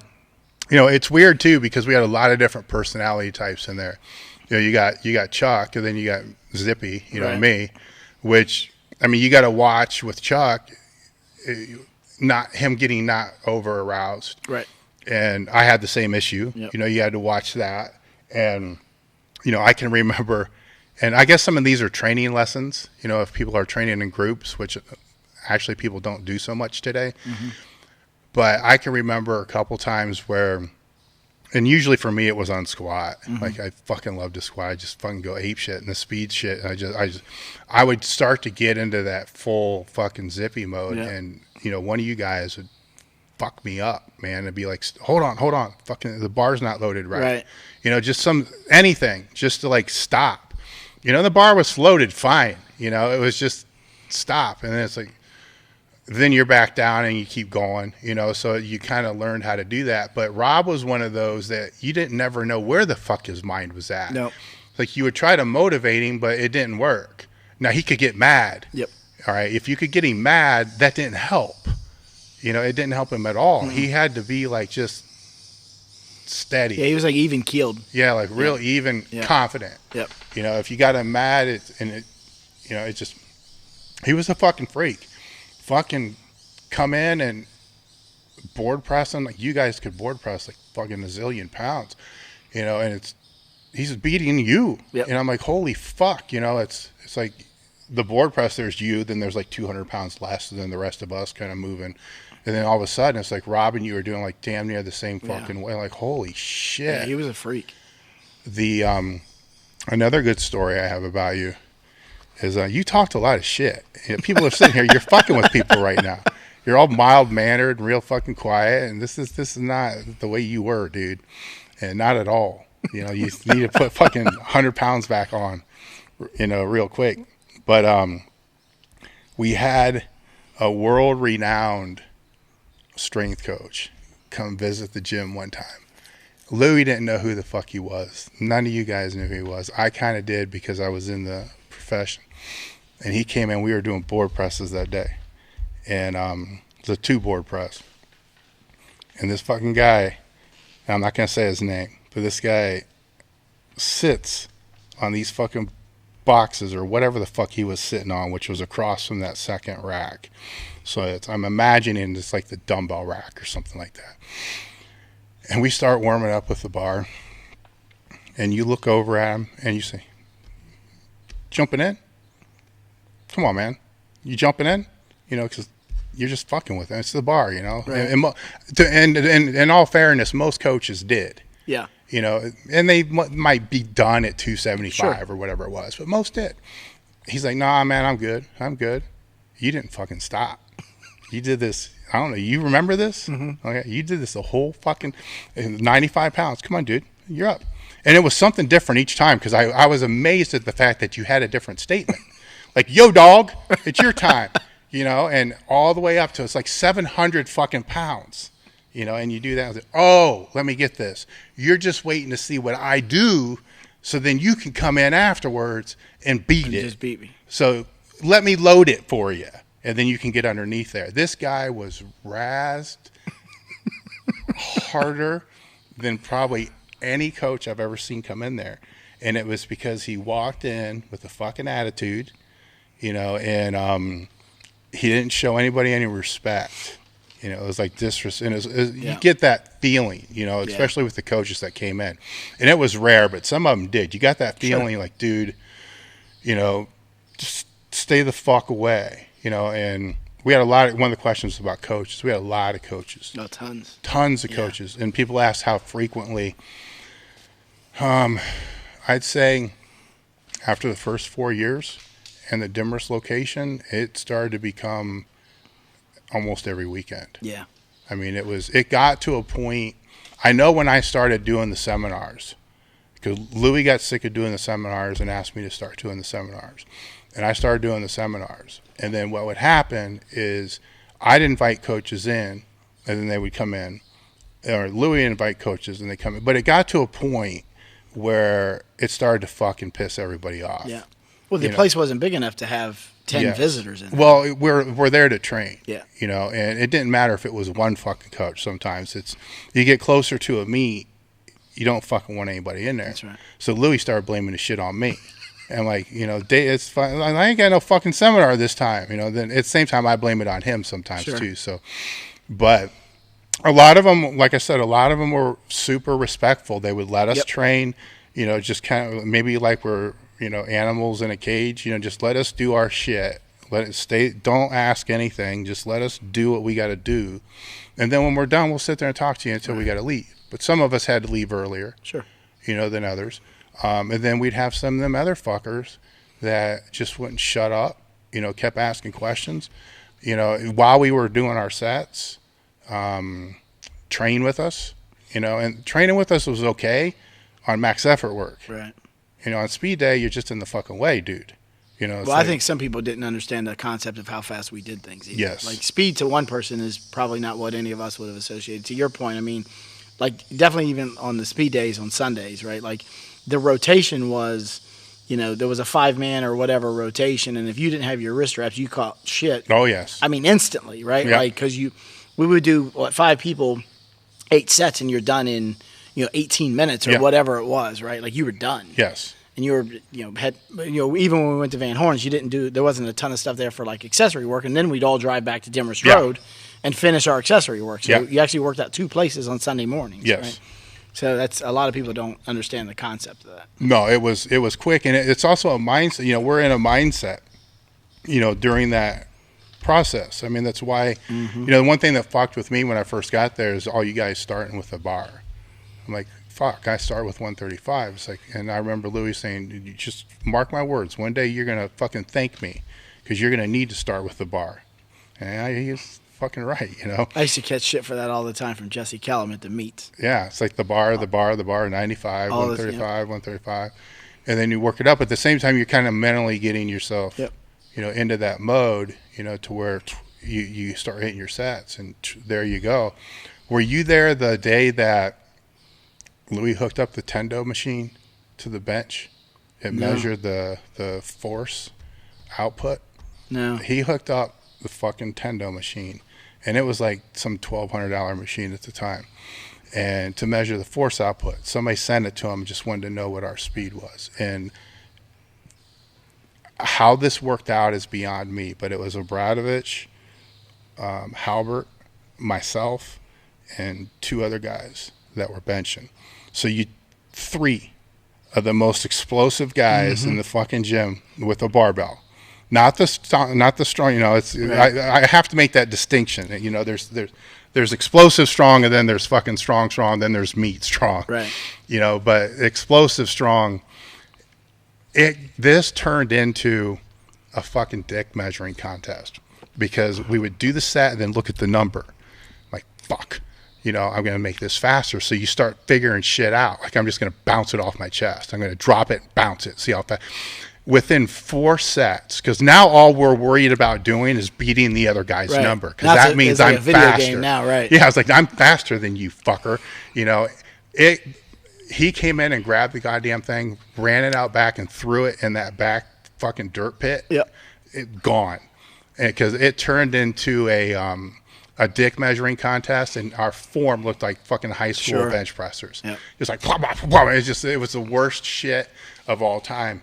And since then, people have asked me, hey, what do you think about that Tendo unit? I'm like, let me tell you, I got a story about that. You know, fucking thing was crazy. Yeah, there was some interesting things that happened, and especially like with the coaches. I go back to one of the worst weekends for me always, and probably you as well, but was always the weekend of the Arnold Classic. Yes. Because you would go from your 6 or 8 person training crew to there was literally like 109 people in an 800 square foot gym trying to watch you do whatever you were doing or talk to you or whatever. By far, I hated the Arnold Classic to compete in every single year. Not so much just because of the meet itself, but because of all the people that came into that gym. Yeah. You remember, and I know you do, and people ask me, how much could Kenny bench raw? I know for a fact how much Kenny can bench raw because I saw him, and I may be mistaken on the weight, so correct me if I'm wrong. I saw him bomb out of the bench bash in the Arnold Classic on that Saturday with 640 pounds. 644. 644. Yep. And then on Sunday, bench 644. 640 raw. Raw. Yep. All right, the day after. So that's how much I know for a fact he could bench raw. And that was after having to struggle with a fucking bench shirt, beforehand. So add 20 pounds to that if you really want to know. Now you start talking 1 boards, and 2 boards, you're getting into the 700-pound range and stuff like that. And some of the other stuff was floor press was 6. What was just? Yeah, I think it was just over 600 pounds, like 605 or something like that. Yeah. It was up there. What are some of the stories that you remember from the gym? My God, tons and tons and tons. I think the one that sticks out in my mind is what we already talked about, like the Chuck thing, picking him up out of the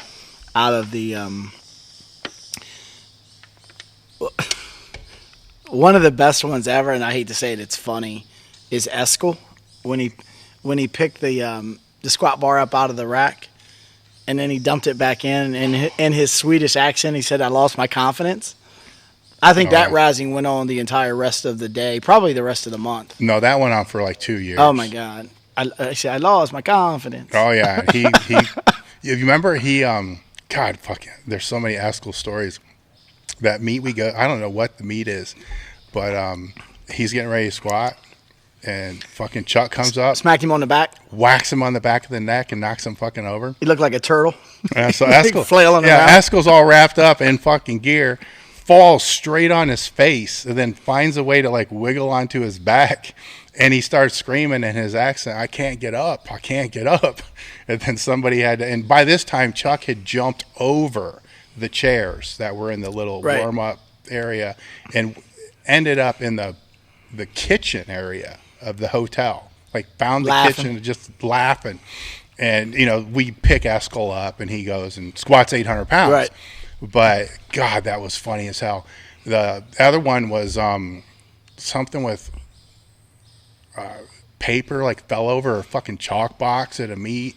Paper mache. Yeah, I mean, it's just crazy stupid shit. Like there was, were you there when I was razzing Rogero about his lockout? No, I don't.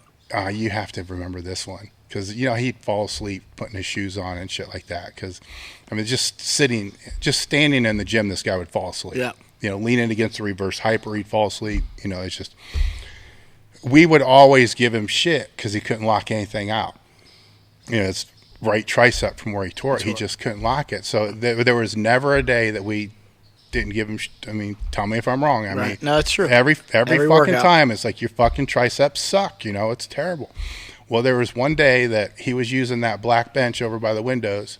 Everybody else was in the red bench, and whatever he did, he worked up, and he missed it, and he was done, and just sat there quiet, didn't say anything, and somebody said, like, "Mike, what's wrong?" He was like, "Well, you guys didn't give me any shit." And I'm sitting there and I look and I'm like, "Mike, wait a minute. You're seriously upset right now because we didn't give you any shit because of your lockout." So he expected it. Yes. And he said, yeah, man. He's like, it's like you guys don't care. It's like, before, you give me shit. I do and stuff remember like that. And I'm like, what? I'm like, Mike, do you understand the reason we don't care is because you're fucking hopeless. You bought your triceps at fucking Walmart on sale, so they're not worth shit. Your bench isn't worth shit. You can't lock anything out. So we're done with it. We just don't care anymore. And he's like, motherfucker. And then he gets mad as fuck. And I'm like, Mike, dude, I just gave you exactly what you were asking now for. You're pissed off again. Oh, it was funnier in hell. It was because everybody else there knew what I was doing, except him. And it's like, how could he fall for this shit? But man, he got madder. Fuck about that. So I know you had to be there. Louis has a billion episodes of whatever he did, but do you remember when he grabbed the wire brush and smacked himself all up on the forehead about 105 times, bleeding everywhere? Classic. Yeah, getting ready for a deadlift. Yep. Starts whacking himself in the head with the bristles of the wire brush. The wire brush you used to clean the deadlift bar with. He's got blood fucking everywhere, all over the place. And I also remember a time where Askell came in, and Askell was standing at the door. So many of these things involve Askell with Louis, by the way. And Louis was somehow or another sitting on the squat box by the squat rack. This was before we trained. So everybody did get there before we were supposed to train. Right. Usually a half hour before. Yeah, not right at. Because we had to figure out what the hell we were going to do. It's not like it was all planned out. Askell come in and started talking some shit and said something about the high PA. And they start arguing back and forth. And Louis goes into, I know you've seen him do it because he's done it several times. He starts beating himself in the head with a 10-pound plate. It's like, and then basically throws Askell out. And so I wait for Louis to calm down, which takes him 10 minutes or whatever it is. And I walk over. I'm like, Louis, you do understand, whacking yourself in the head with a 10-pound plate really doesn't hurt Askell in any way whatsoever. Right. If it was me, I would actually hit Askell with a plate. I would kind of be satisfied. I'd be satisfied in the fact that you got your fucking head all fucked up. Are there any things that you guys are seeing through there? Yeah. I don't know if you guys touched upon this, but JL asked, have Kenny tell the "didn't you used to be" story. He can't. We talked about that already. He can't remember what JL's talking about. I know the episode, but I can't remember the situation we were in. But what it boils down to is, at some point in time, I had been 275 pounds as a competitor, and then I was down to, at my lowest point, I think I got down to 167 pounds when I was training with Joe just to see how lean we could get. And somewhere along the line, we were somewhere, and someone asked me the question, like, didn't you used to be Kenny? Because I had lost so much weight. Yeah. Like, didn't you used to be? I'm like, yeah. I don't remember where it was at, though, but I do remember the comment. All right. I think you guys talked about him a little bit, but how did J.M. Blakely fit into bench training with Kenny and George? I'll let Kenny take that. Was he ever at their level? Yeah, J.M. was definitely a strong dude, no doubt about it. I think J.M. was a little more, I guess erratic would be the word I would use. He was physically a strong guy, kind of hit or miss in the meets, like most of us. I'm not in any way, shape, or form discrediting him, but I think he trained a little more with George than he did with me in the night crew. But I didn't have a lot of direct training with him because he wasn't in our morning. Sometimes sessions. he show up on Sundays, but not a lot. Not a lot, so it's. Yeah. But you got to give him credit. I mean, he created the JM press, which is still helping people today. So. Plus, he would also go to a meet and have his lift-off guy write 700 pounds upside down on his forehead. Yep. He had his pet rock. He had all kind of crazy shit. Yep. So whatever he wanted to bench, he would write it on this rock. And he'd carry this rock around, and he would, set it on the reverse hyper or whatever. But the meets were the best. Yeah.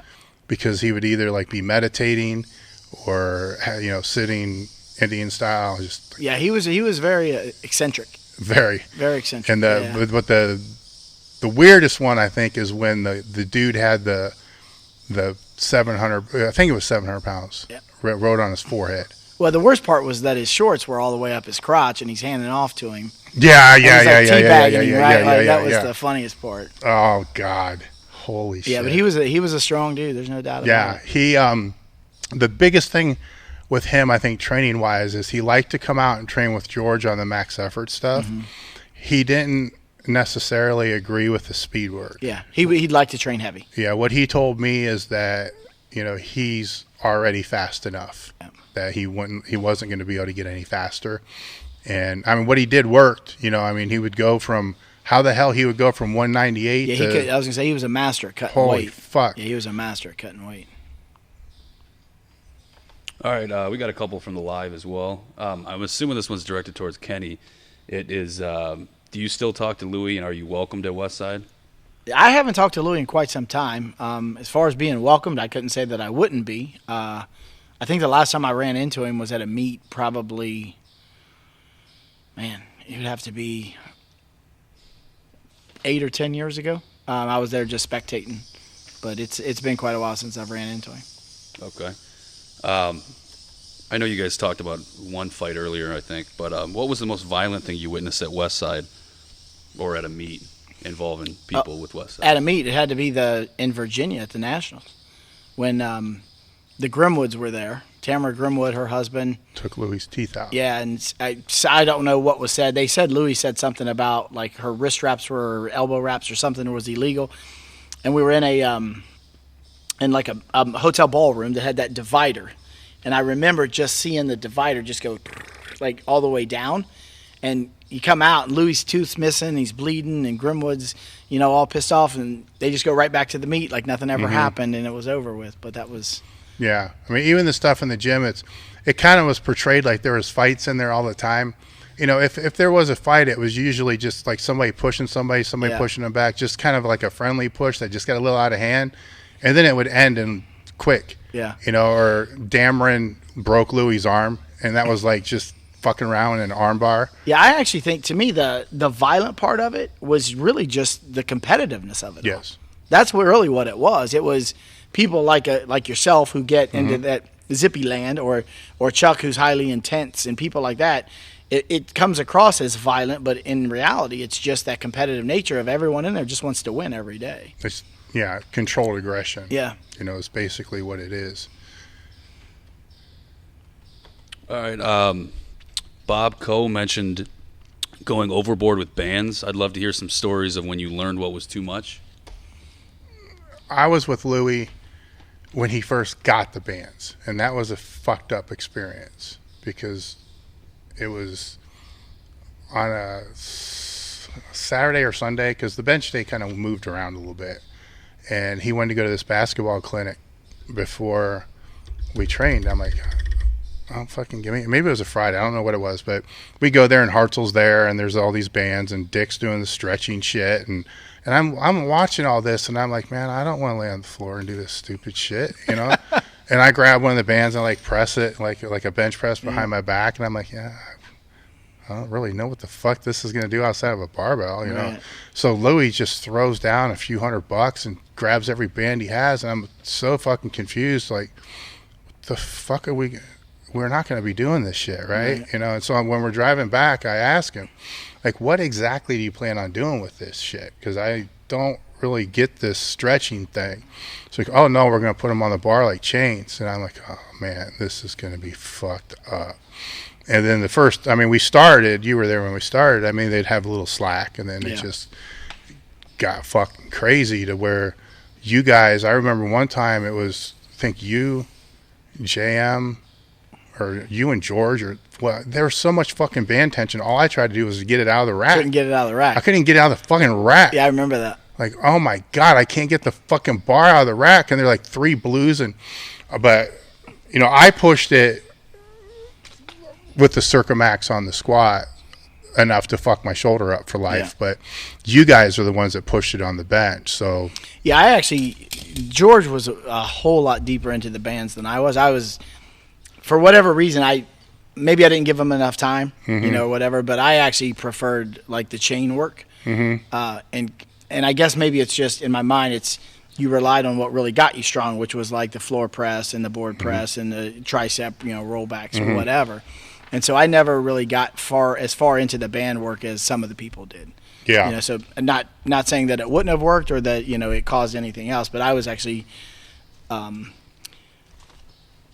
I preferred the weight of the chain, if that makes sense. Yeah. Like, I was never a believer in that you can actually judge the poundage of a band because tension and weight are two different things in my mind. Yeah. And so, not saying it's not heavy as shit, right? Because I watched you not be able to take it out, right? Oh, You're yeah. a strong Oh, yeah. human being. But I never understood the concept of saying I have X with X amount of weight and bands, because to me it's tension. It's not saying it didn't work, because George and Chuck and those guys used it, to the epitome of like beating themselves to death, and it worked. Yeah. But I just never was a big proponent of them as just a choice, just much like a JM like to train heavy, right? So Yeah. I wasn't a huge fan of them. I kind of with the squat, I was with my shoulder, because by the time that came in, my shoulder had 2 surgeries, my pec had 1. I was real apprehensive to really push the bands on that, because the chains kind of like helped. Yep. So I can't really say so much on for speed work when it was like 1 band, double band, stuff like max effort work. I really didn't like it for myself because it was just so much fucking tension. Yeah. And you were there the one day. I mean, I would have sometimes my shoulder would get so bad, I couldn't even take 315 out of the rack by myself. You guys fucking wouldn't do it. And the one day, fuckers, we're working up doing something. I can't get 315 out, and not one of you fuckers would lift it out to me because it was 315. It's like, you figure out how to get it. I couldn't get it the fuck out. Yep. Somebody eventually fucking handed it out, but on the squat, where it got weird for me is when the tension started getting real high, and I squatted 900 with like 6 chain per side on whatever the wave of the weight was, and it was fucking easy. And then with a shit ton of band, like barely getting through every session for this Circa Max thing, I squat 940, and I'm like, no, wait a minute, I could have probably squatted 940. Like it's to me, it worked a little bit different over time than the bench did, because if you remember, we used to train the bench with 315 for dynamic work out of Van Horn. So then Tim got hurt, and he had to go down to 275, and then he breaks a PR by 50 pounds, and all of a sudden we're all like 275. Yeah. So that's why the bar weight started to keep decreasing, because it was the force. And I kind of felt that was starting to happen in reverse for me, with the bands. But Louis has since proven, me wrong, with the people that get acclimated. I think there's a time period that you have to become acclimated to it. And then like Chuck, holy fuck. I mean, he did shit in there with the fucking bands that was like 1,500 pounds, however the fuck it was. It's just heavy as shit, no matter what. Fucking ridiculous. It's ridiculous. It would take 2,000 pound squatters to get it out of the rack. It was just crazy. But I think you have to get acclimated to it. And when people look at Westside, they don't, if you look through the whole history, we did dynamic work without chains and bands for 5 years. Easy. Then there were like 2 years with chains because we didn't know about bands. Right. And then, so like if you want to replicate this, it's a 6-year process. Yep. Learn the lifts. Well, you made a good comment earlier about like training with 315. There was a time I used to do speed work with 405. Mm-hmm. And it's like George was the same way. George would teeter, maybe from between 315 and 405. Mm-hmm. And he would do speed triples, right? Mm-hmm. And then when we find, next thing I know, George does something big, and Louis like, and Louis was a complete. I always say Louis was a master motivator and a manipulator. Yes. Like he would teeter both ways just to get the best out of you. There was never any like negative connotations to what he was trying to do other than just make you better. And the next thing you know, he's like, well, George is down to training with like speed work with like 245. I'm thinking, so I'm like, well, fuck it. If George is doing it, I'm going to try it. Then you get stronger and you're like, okay, we're overtraining. So everything we did, to your point, this was like a 4, 6, 8, 10 year process to learn all this stuff. And now the people that get to come in after, they benefit from it. They benefit from, they're not Yeah. tearing knees off or pecs Yeah. off or having hip replacements or whatever. So all these people, you've created this platform for people to like start from. Whereas, when we started, it was people just squatting heavy and Yeah. So I remember speed work for me with 275 with 2 chains per side, and then I remember towards the end, it was 185, 2 chains per side, and then when you went, a quarter went over top. Yep. And then the quarter came off for the rest, and it kind of balanced out that way. So it's a 100-pound difference backwards. Where most people and people continue to get stronger, and they got stronger. Yep. Because of that. So the wear and tear that we took with all that heavier stuff, Sure, is what builds up over time. From that standpoint, any other things you got over there? Yeah, quite a few. The movie mentions Kenny challenging Lou to squat 700 before he could bench 700. We know Louis did it at a meet, but did Kenny beat Louis to it? No, I think Louis beat me to it. That was when I was a 275, I think. And, of course, as Dave has politely stated, I ran my mouth a lot back in the day. And so I think that's what eventually pulled Louis back out of retirement. And for me to bench 700 again, I actually had to I dropped down to 242. And then I did it at 242 and 220. But Louis actually won the race, I guess, to say that. Yeah. Well, it changed the gym. It did. Because it's, when I came in, Louis was coach. Yeah. That's really all he did. Yep. So you're relying on the other guys to train. And I came from an environment where you train with other powerlifters. It was kind of the same thing. Sure. Louis is always in your ear telling you to do this, to do that. And for me, none of it made sense. So I'm like, yeah, fuck you. I'm not going to do that. Right. I'm going to come in the afternoon. I'm going to do my own thing. Progressive overload, because Waddle and Obradovich were in the afternoon. Right. And I was still trying to figure out jobs, so I was working first shift, sometimes third shift. I was working different shifts. So I was able to kind of like wiggle my way out and not having to do a lot of this stupid shit that I thought he was doing. And eventually when he came back and he did his first meet, and then the second meet, I think it was, our squats were pretty close to the same after because he hit like 760, and then it was like 850 or 820, something like that. And then we started squatting together, and it was, Louis was fun to squat with because he'd piss you off, and he always pissed me off, and fucker didn't understand that the bands were heavier for me than they were for taller. him. Yeah. And one time I threw them fucking stands underneath the monolift, the 4-inch stands that we used to pull on, and told him to stand on them. Fucker wouldn't do it. And which proved that it was heavier for me. He just said, well, you're heavier. Right. He always had an excuse. Yeah. But it gave me that, somebody to train with, because Chuck was like out of my league, when it came to squatting. I had sessions I squatted with him, but if you started to get into a battle, a back-to-back, I call it, we had those a lot, even on the bench. You just speed things up just to see if the other person Well, that's when you guys would literally be pushing each other out from underneath the bar to get into the bar. Yeah, right. And that was fun stuff, and I did that once with Chuck, and it ended up being 45 sets. I quit. I had to. I was not going to. They call that a lesson learned, right? It was unfucking believable. And it was, the monolift was at a meet, and it was just me, him, and Louis that were in the gym. And afterwards, Louis like, you guys are the two dumbest motherfuckers I've ever seen. And what I realized that day is Chuck didn't really care about winning. He fucking hated to lose. And there's a difference. There's a big fucking difference. Yeah. And I know what that difference is now, because I was okay. Like, oh, fuck, I'm okay. Yeah. I thought I had him. Now, keep in mind, he just had his fucking neck. He just got out of a neck break. He was weak as fuck. He was 30 pounds underweight. I was 300 pounds. 6 weeks out from a meet. Right. So if there's any time. You should have won. I should have fucking won, but it's just, how he was. But Louis came back, and then you started seeing him do shit.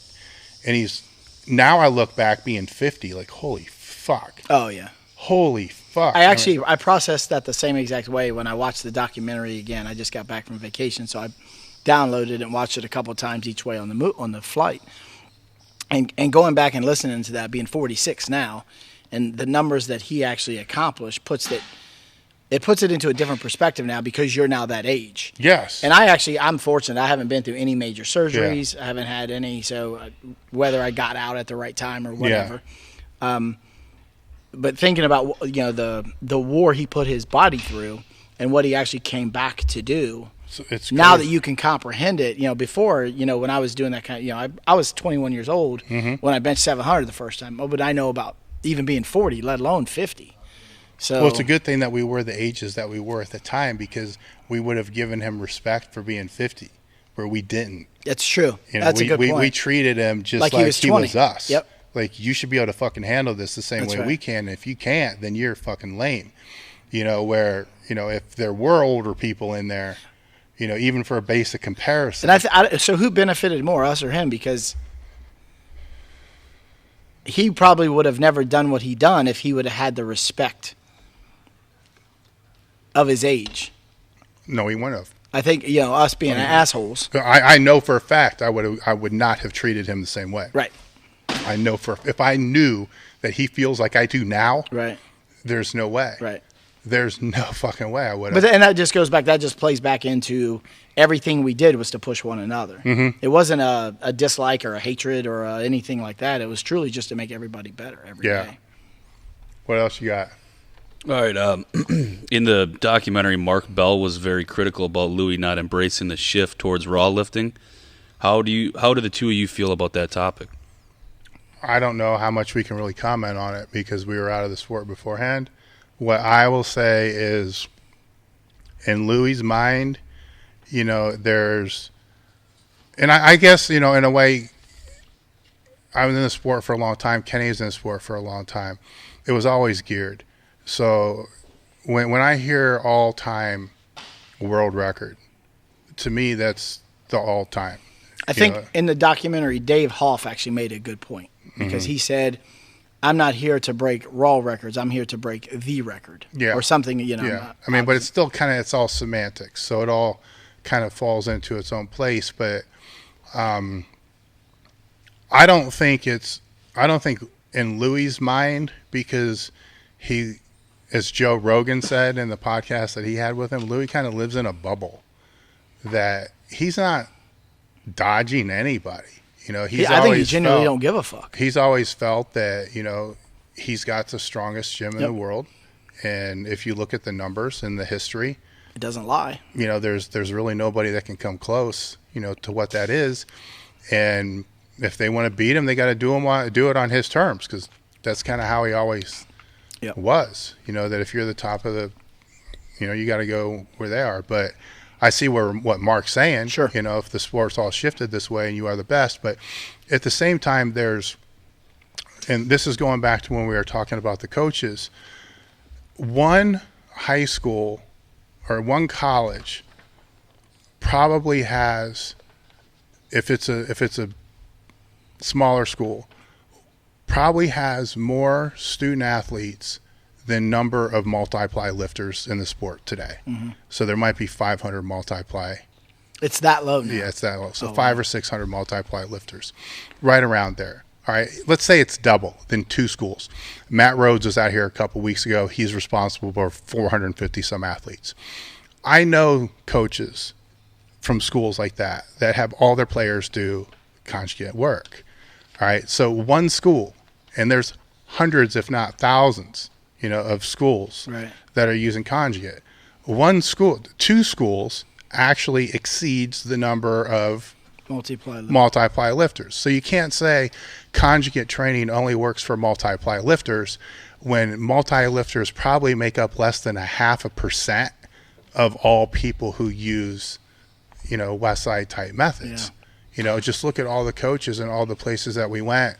You went on several trips. I went on many trips with Louis too. And these coaches, they're not bullshit. Right. They're still using other things with it, but they're basically doing the same stuff. Yep. Just not the same accessory type stuff. Sure. And getting strong. So all these athletes, the last time I checked, they're not wearing briefs. They're not wearing bench shirts. and they certainly aren't wearing fucking canvas squat suits. You know what I'm saying? Yeah. They're wearing fucking shorts and jock straps. Yeah, at most they're wearing a knee sleeve. At most, you know, and compression shirts. Right. You know, and so I think that whole Raw debate kind of gets really fucked up because they don't see how many people, you know, that outside of that, not counting, you know, MMA, and he's got CrossFit, he's got all these other people doing this stuff now too, that there's a fucking ton of people, you know, training conjugate, and they're certainly not wearing fucking gear, you know. So to me it's a when I hear that, it's a very ignorant argument because they don't know what they're talking about. Yep. Like if they want to talk about the principles, we can talk about the principles and how they relate. Right. But don't talk about the numbers when you don't quite know. That reminds me of Louis did a seminar in Tennessee, and me and you went down with him, and there was somebody else. I don't know who was with us, but we were both in the back seat. That's all I remember. And I know fucking nobody, Louis doesn't leave a fucking front seat open. So there was another person there. I just can't remember who it was. So either it was a coach or one of the lifters from the gym I didn't give a fuck about. But he was speaking, and we were leaning against the reverse. You remember this? Yep. All right, we're leaning against the reverse hyper. And the dude next to us had one of them fucking vertical jump things. And you politely asked him, man, it's like, hey, can I try this? He's a fucking dickhead. You know, it's like, no, you can't do that. You can't do that. And he was a real asshole. All you want to do is test your vertical jump. And so we're going on. And then, you know, the seminar lets out. Louis, you know, comes out. And obviously everybody storms down to the reverse hyper where we're at. And some dude jumps up there and swipes that fucking thing. And then I, real quick, before I jump up there and swipe it higher. You know, I'm like, told you, motherfucker. You know, and then we're all over this guy giving this dude shit. So it doesn't help Louis' cause at all because now we just fucked up his whole booth space because the guy next to him hates him, but we didn't give a shit. Right. We just wanted to get the fuck out of there. But that wasn't the story. The story was when we went back to the car. All right, we have to go through the parking garage. And so the parking garage has got like a, I'm gonna be real, I'm going to say a 5% grade, but it's probably like a 0.5% grade. Right. But it was, to us, it was like a 30 fucking percent grade. And we get to the fucking car, which had to be 50 yards away, which was probably a mile. You know, we thought, you know what I'm saying? It felt like a mile to us. Oh, yeah. We get in the car, and I remember both of us, you know, falling into the back seat. We got them stupid fucking fanny packs. Bust open the fanny packs, start fucking hitting our inhalers. Yep. And Louis looked back at us and says, you our guys are the most embarrassed. So it had to be a coach sitting next to him because we had to, typically he wouldn't have been embarrassed by this. Right. But we're dying. I mean, we can't fucking breathe because of this short walk. And he was trying to make excuses for us, you know, to the dude. But I just remember I remember that strength coach that was an asshole. And then us just not being able to fucking breathe. And like you had the prescription one. Yeah. And I had like a over the counter, man. And you fucking wouldn't let me use yours because it's gross, you know? And I'm like, dude, I need yours. Like, I'm not letting you. No, it's because it is fucking gross. I get that. And I'm like, I can't fucking breathe. I'm going to fucking die. And Louis doesn't even, you know, we're not doing, this is like for a real conversation. Right. It's not like we're over exaggerating it to make Louis laugh. You know, he's just, you fuckers are pathetic. And I'm like, you fucking can't even sleep, you know.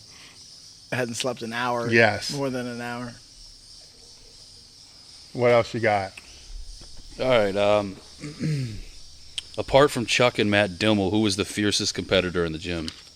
That's not from me, by the way. Competitor? Who was the fiercest competitor in the gym, yeah. And obviously there's different errors and whatnot, but. I'd say Rob. Because he was like Chuck, man. Because I remember talking to him at Annapolis. We both did the IPA Nationals. And we were in Louis' room, and the conversation came up, would you rather hit a PR or win?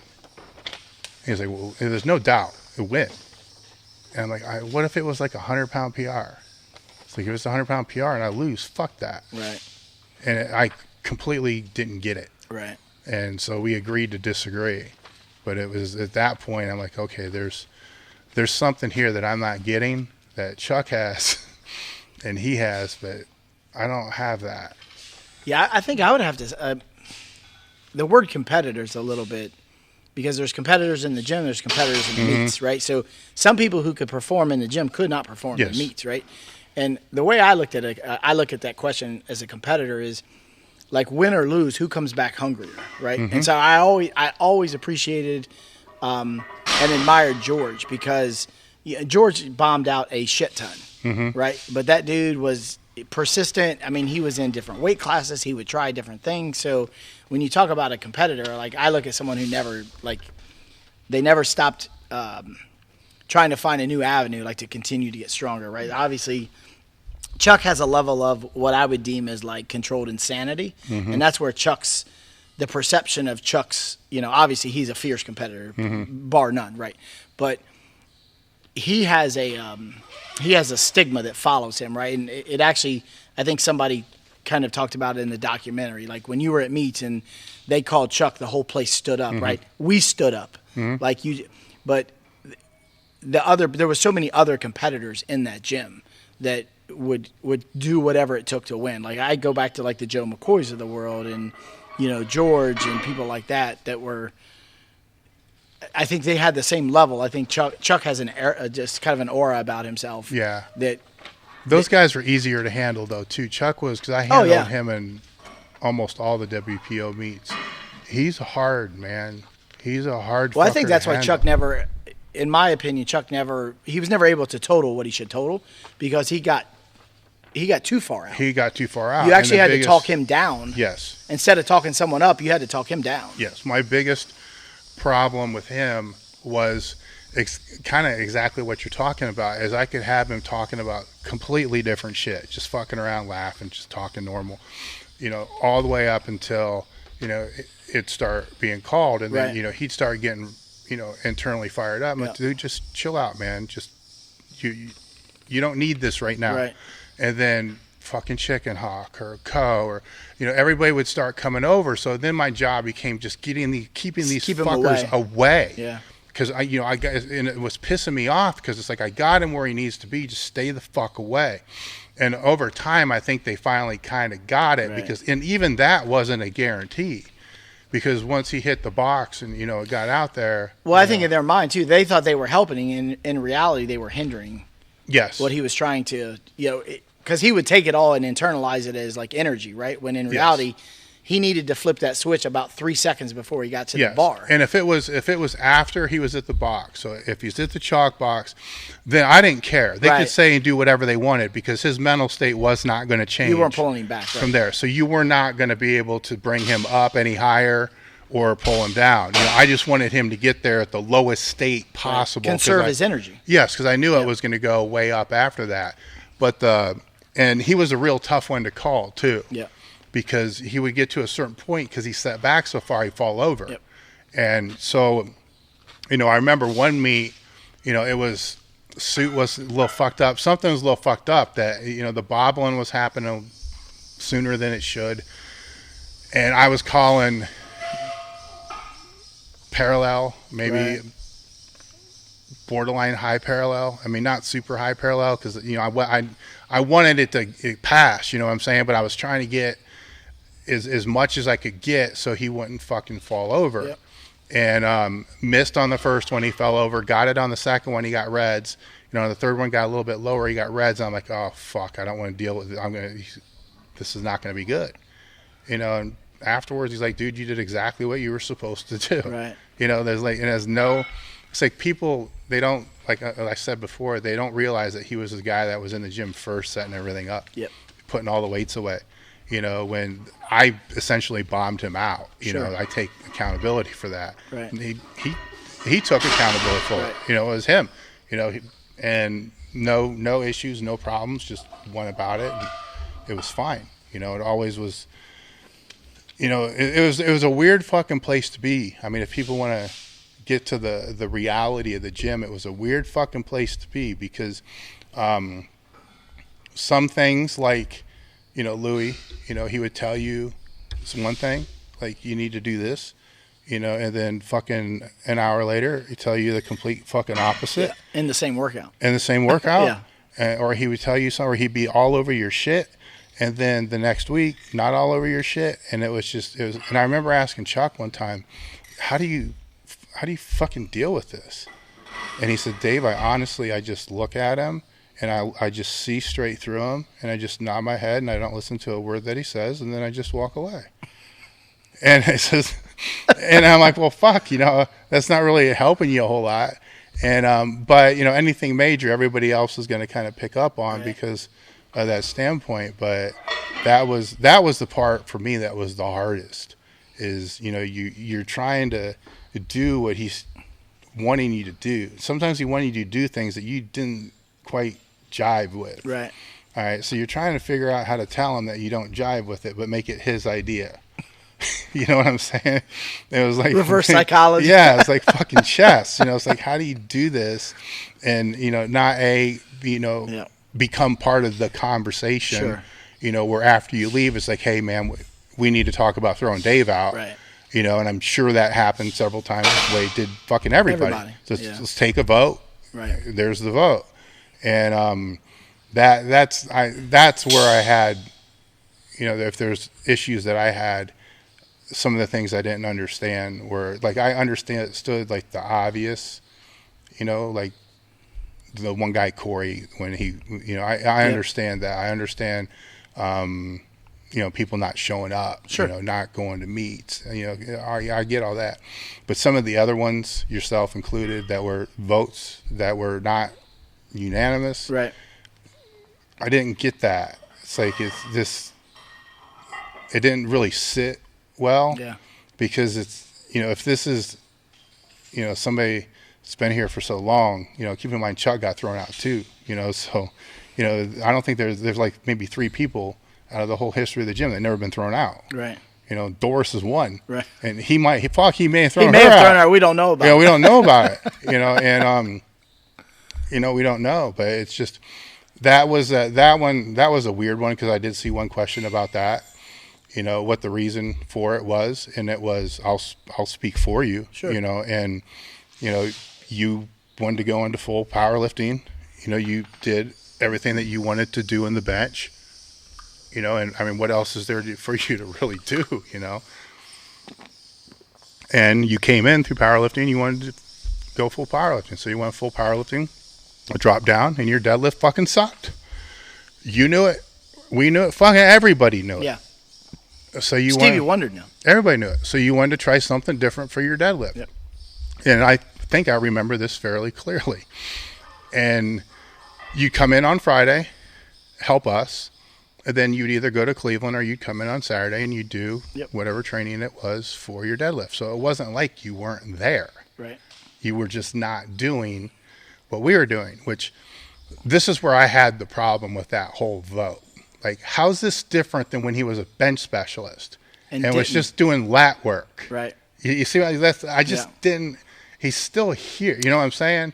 And, but basically got the boot, I guess you could say, because you weren't training using Louis' methods. Yeah. And then your deadlift went up. So the most rewarding part of that whole episode was after I left, and I know Lou was big on this, like people don't leave and get stronger. I actually did. Mm-hmm. So I totaled 22.21 at 220. So for, 10 times body weight total, not bad for a bencher, right? And at the time it was the 6th best total in the 220s. Mm-hmm. And barring Chuck's pull it out of my ass deadlift at the Arnold Classic, that was the one opportunity I had him beat. It was close, but he got one deadlift, right? Yeah. And so I think his best pull at the time was maybe a 793 or whatever. Didn't he take a token bench though too? No, because he had, and he ended up pulling 816 at the Classic, and he had never pulled 800 before, and so it was because I remember I was helping him. Yep. And of course I'm sitting there saying, dude. Oh yeah, you're not gonna let him beat you, right? Yeah, you're not gonna let him beat you because, fact of the matter, he was on the other side of that vote. Right. So it's like, dude, this is the dude that you voted out, right. And oddly enough, he ends up leaving the gym for the very same reason years later.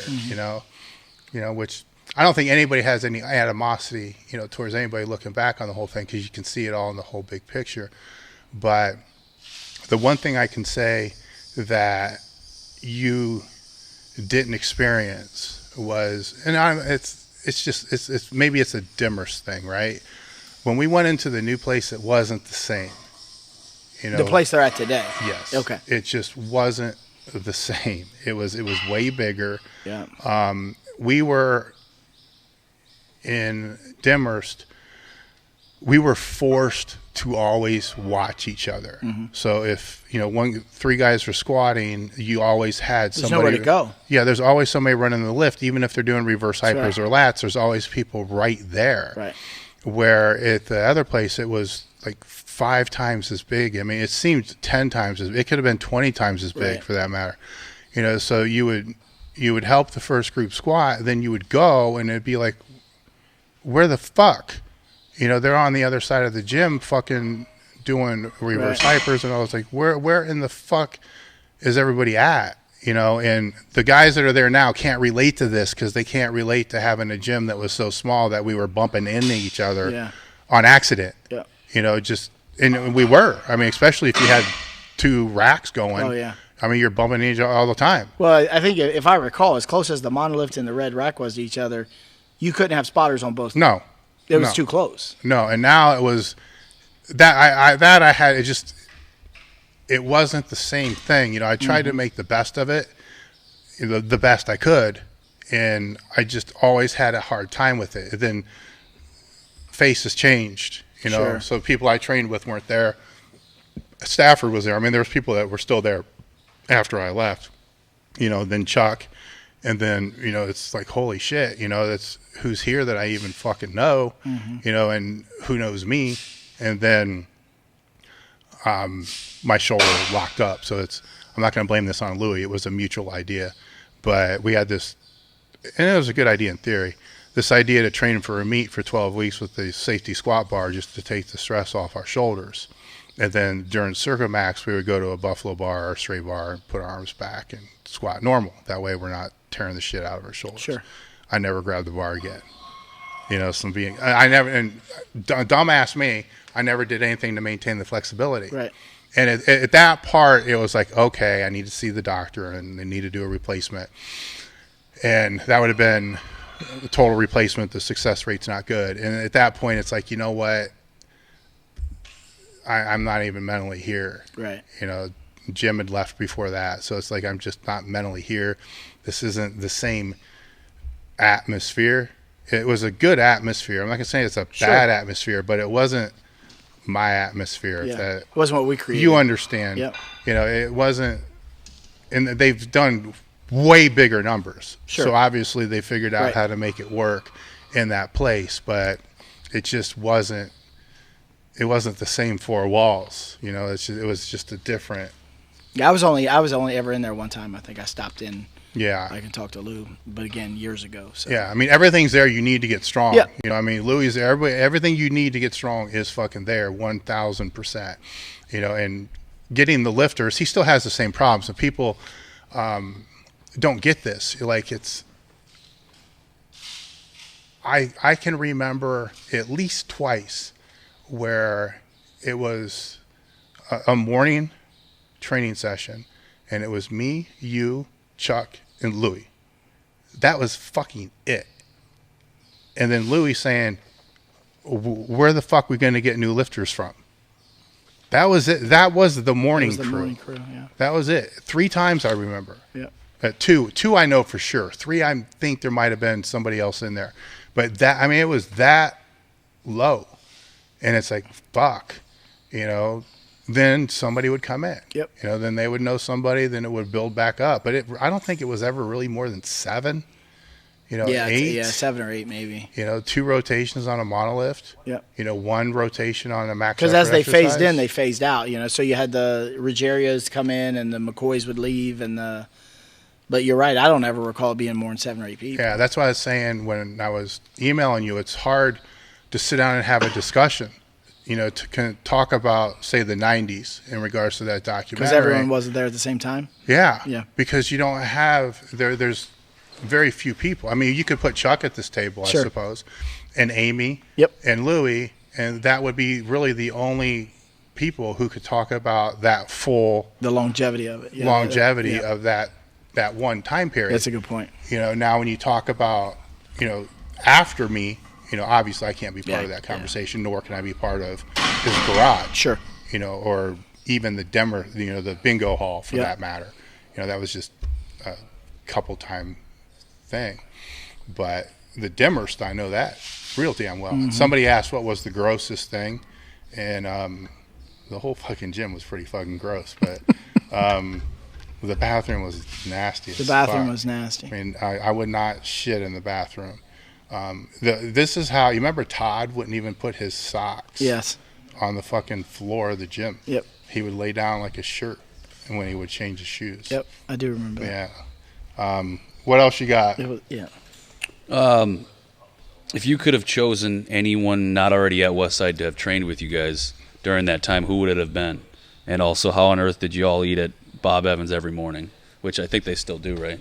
They do, but I'll address that real quick. We did not eat at Bob Evans every morning, so that wasn't part of our deal. We had Sunday morning breakfast. Yeah. I don't know. I mean, who would we? So many people came in that never stayed. You know what I'm saying? I think the question is, if we were to pick any lifter that from our generation to be able to come in and train with us. Yeah, somebody that wasn't there, maybe that wasn't lived there on the other side of the U.S. or whatever. Like a Crawford or something. I don't think there's anybody, because the way I look at it, I agree with you. Because I think the way I look at it is everyone played a role. So, there's obviously a ton of amazing lifters, right? So you had your Jesse Kellums and your Steve Goggins and your whoever it was, but I don't know that you wanted to bring them in because you looked forward to competing against those people, right? So they actually played a role in the development of your strength, because the last thing I wanted to hear was Jesse Kellum run his mouth about him beating me or George or whoever, right? Or telling you that you're too fat. Or telling you, he would tell me every time he saw me, you need to lose weight, whatever. So, but I don't know that. I mean, there's a ton of lifters that you obviously respect, but I don't know that there's any one that just Ed Cohen is just such an icon, right? Yeah. So I could honestly say, So I don't. And I saw this question beforehand, and I thought about, is this one that I really would want to answer or not? And there were so many people. I mean, there were people that picked up their life and moved to only stay a week and then leave. Yep. That one dude that stayed with Dimmel. I don't want to say his name because it's a different name, so people would recognize it. But he came in all hardcore, like he can handle anything. Fucker made it 3. He made it a dynamic squat day, dynamic bench day, max effort squat day, and was fucking gone. And picked up his shit and moved. And the reason why I'm kind of apprehensive is people that were strong enough to actually stay couldn't stay. All right, and even us that were there sometimes probably should have left and didn't. they overstayed their welcome. Yeah, I mean, a lot did, and a lot of us only stayed because of each other, not Lou. It's like, well, if I leave, because I had it several times, like, fuck this, I'm done with this place. Right. I'll fucking go someplace else. But if I do that, I'm going to let Kenny down. I'm going to let all these other guys down. And so you don't. And then when I started training with Lou, for me, it was the opposite. Louis was more tolerable when he was training. Yeah. For everybody else, he was way more intolerable when he couldn't train. Right. But for me, he was way more tolerable, probably because I trained with him. Right. And so that changes that. But say you take somebody that I highly respect as a lifter, then they come in and train with us, and I find out they're a fucking turd. I don't want that. And maybe those highly respected lifters couldn't hack that kind of environment. Maybe, and I'm not saying they do or don't, but maybe they have to be, the king of the hill in their gym. Yes. It's hard to tell. Like, I still believe all of the success that came out of the gym was predicated on the people who actually were making the other people better. Yeah, Louis agrees. Yeah, I don't think there's any. I would never dispute that. I mean, I wouldn't have ever achieved what I achieved if it wasn't for, the George and the night crew that you get. Well, first of all, we all know Lou made up half the shit he told you, right? Mm-hmm. So it still didn't matter. No, it still drove you, right? And then the people that would give you shit during your own training session. Listen to you. You're not even. It pissed you off. It didn't drive you. You're so laid back. Did you smoke dope? No, not at all. Here? Not at all. I mean, that's an interesting question. I'm still going to take a pass on it. I really am, because there's a lot of people. Because I did have the opportunity to train with, Bob Wall, George Crawford, people who were legends in the sport before I came to Westside, and they were amazing people to train with. They taught me a ton, So I think to better answer the question, if I could have left, like in a time machine, but still, not and gone someplace else to train and been able to learn from other people, I think I would have wanted to, because I was trying to decide between Black's Health World and Westside when I graduated. Mm-hmm. And I was really, really leaning towards Black's. I trained there for a while with those guys. Because of Florio. Louis helped me out a lot. Florio helped me out fuck ton. And it was Matt. I mean, Matt helped me out a shit ton too. And I had a better relationship with Matt. So he was kind of the deciding factor. Louis was, secondary. I knew he knew his shit. It's just I didn't agree with, so it was that whole thing. Mm-hmm. But they had a real interesting way of training, which intrigued me. It's like every Saturday was a meet. And from a specificity standpoint, it really made a lot of sense. Yeah. It's like if you do that, then you do your accessories, and then when a meet comes around, just fucking jump in the meet. Right. And you're ready. Yeah, and it's like that, I wonder, but I wouldn't trade the year, you know what I'm saying? No, it would have to be a time machine type of thing. And it would be cool to have trained with Cone, and to see if he was giving or taking. Mm-hmm. You know what I'm saying? That's a good point. Like Kellum, I would love to have trained with Kellum. Yeah. Because I know for a fact he was giving. Yeah. Because he was popping out lifters left and right. So Hussey popping out lifters left and right. So it'd be cool to be part of those crews just to see, how it worked, what the dynamic was, and how they did things differently. And, even with the gear, how the skill of the gear was differently. Crawford, kind of the same thing. So, but not at the expense of not being there. Yeah. All right, here's a good one to end on. What is more important, in your guys' opinion, to Westside's identity? The conjugate methodology in creating the new gym technology, or the group of world record holders that became the gym? And then in the latter, can the phrase "there will never be another Westside" still reign true?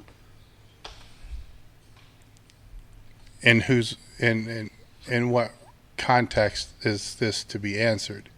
Because I can answer it in Louis' context. In your guys's. There can never be another Westside. Agreed. Because of what we talked about before, being able to pull those lifters together. And I think that more so than I know I'm 90% sure on this because of conversations that I've had with Louis. Louis is more proud of what the lifters have done in the gym, the good lifters, not the smucks, so he does distinguish between that, so the A-B lifters, not the C lifters. He takes more pride in what they were able to do than the development of the actual method. And I think that he's actually writing a book, on all the lifters and starting with the 80s and kind of working through. Oh, okay. And, putting together a couple pages on what they did, and how they helped the gym, stupid stories, and stupid shit like that.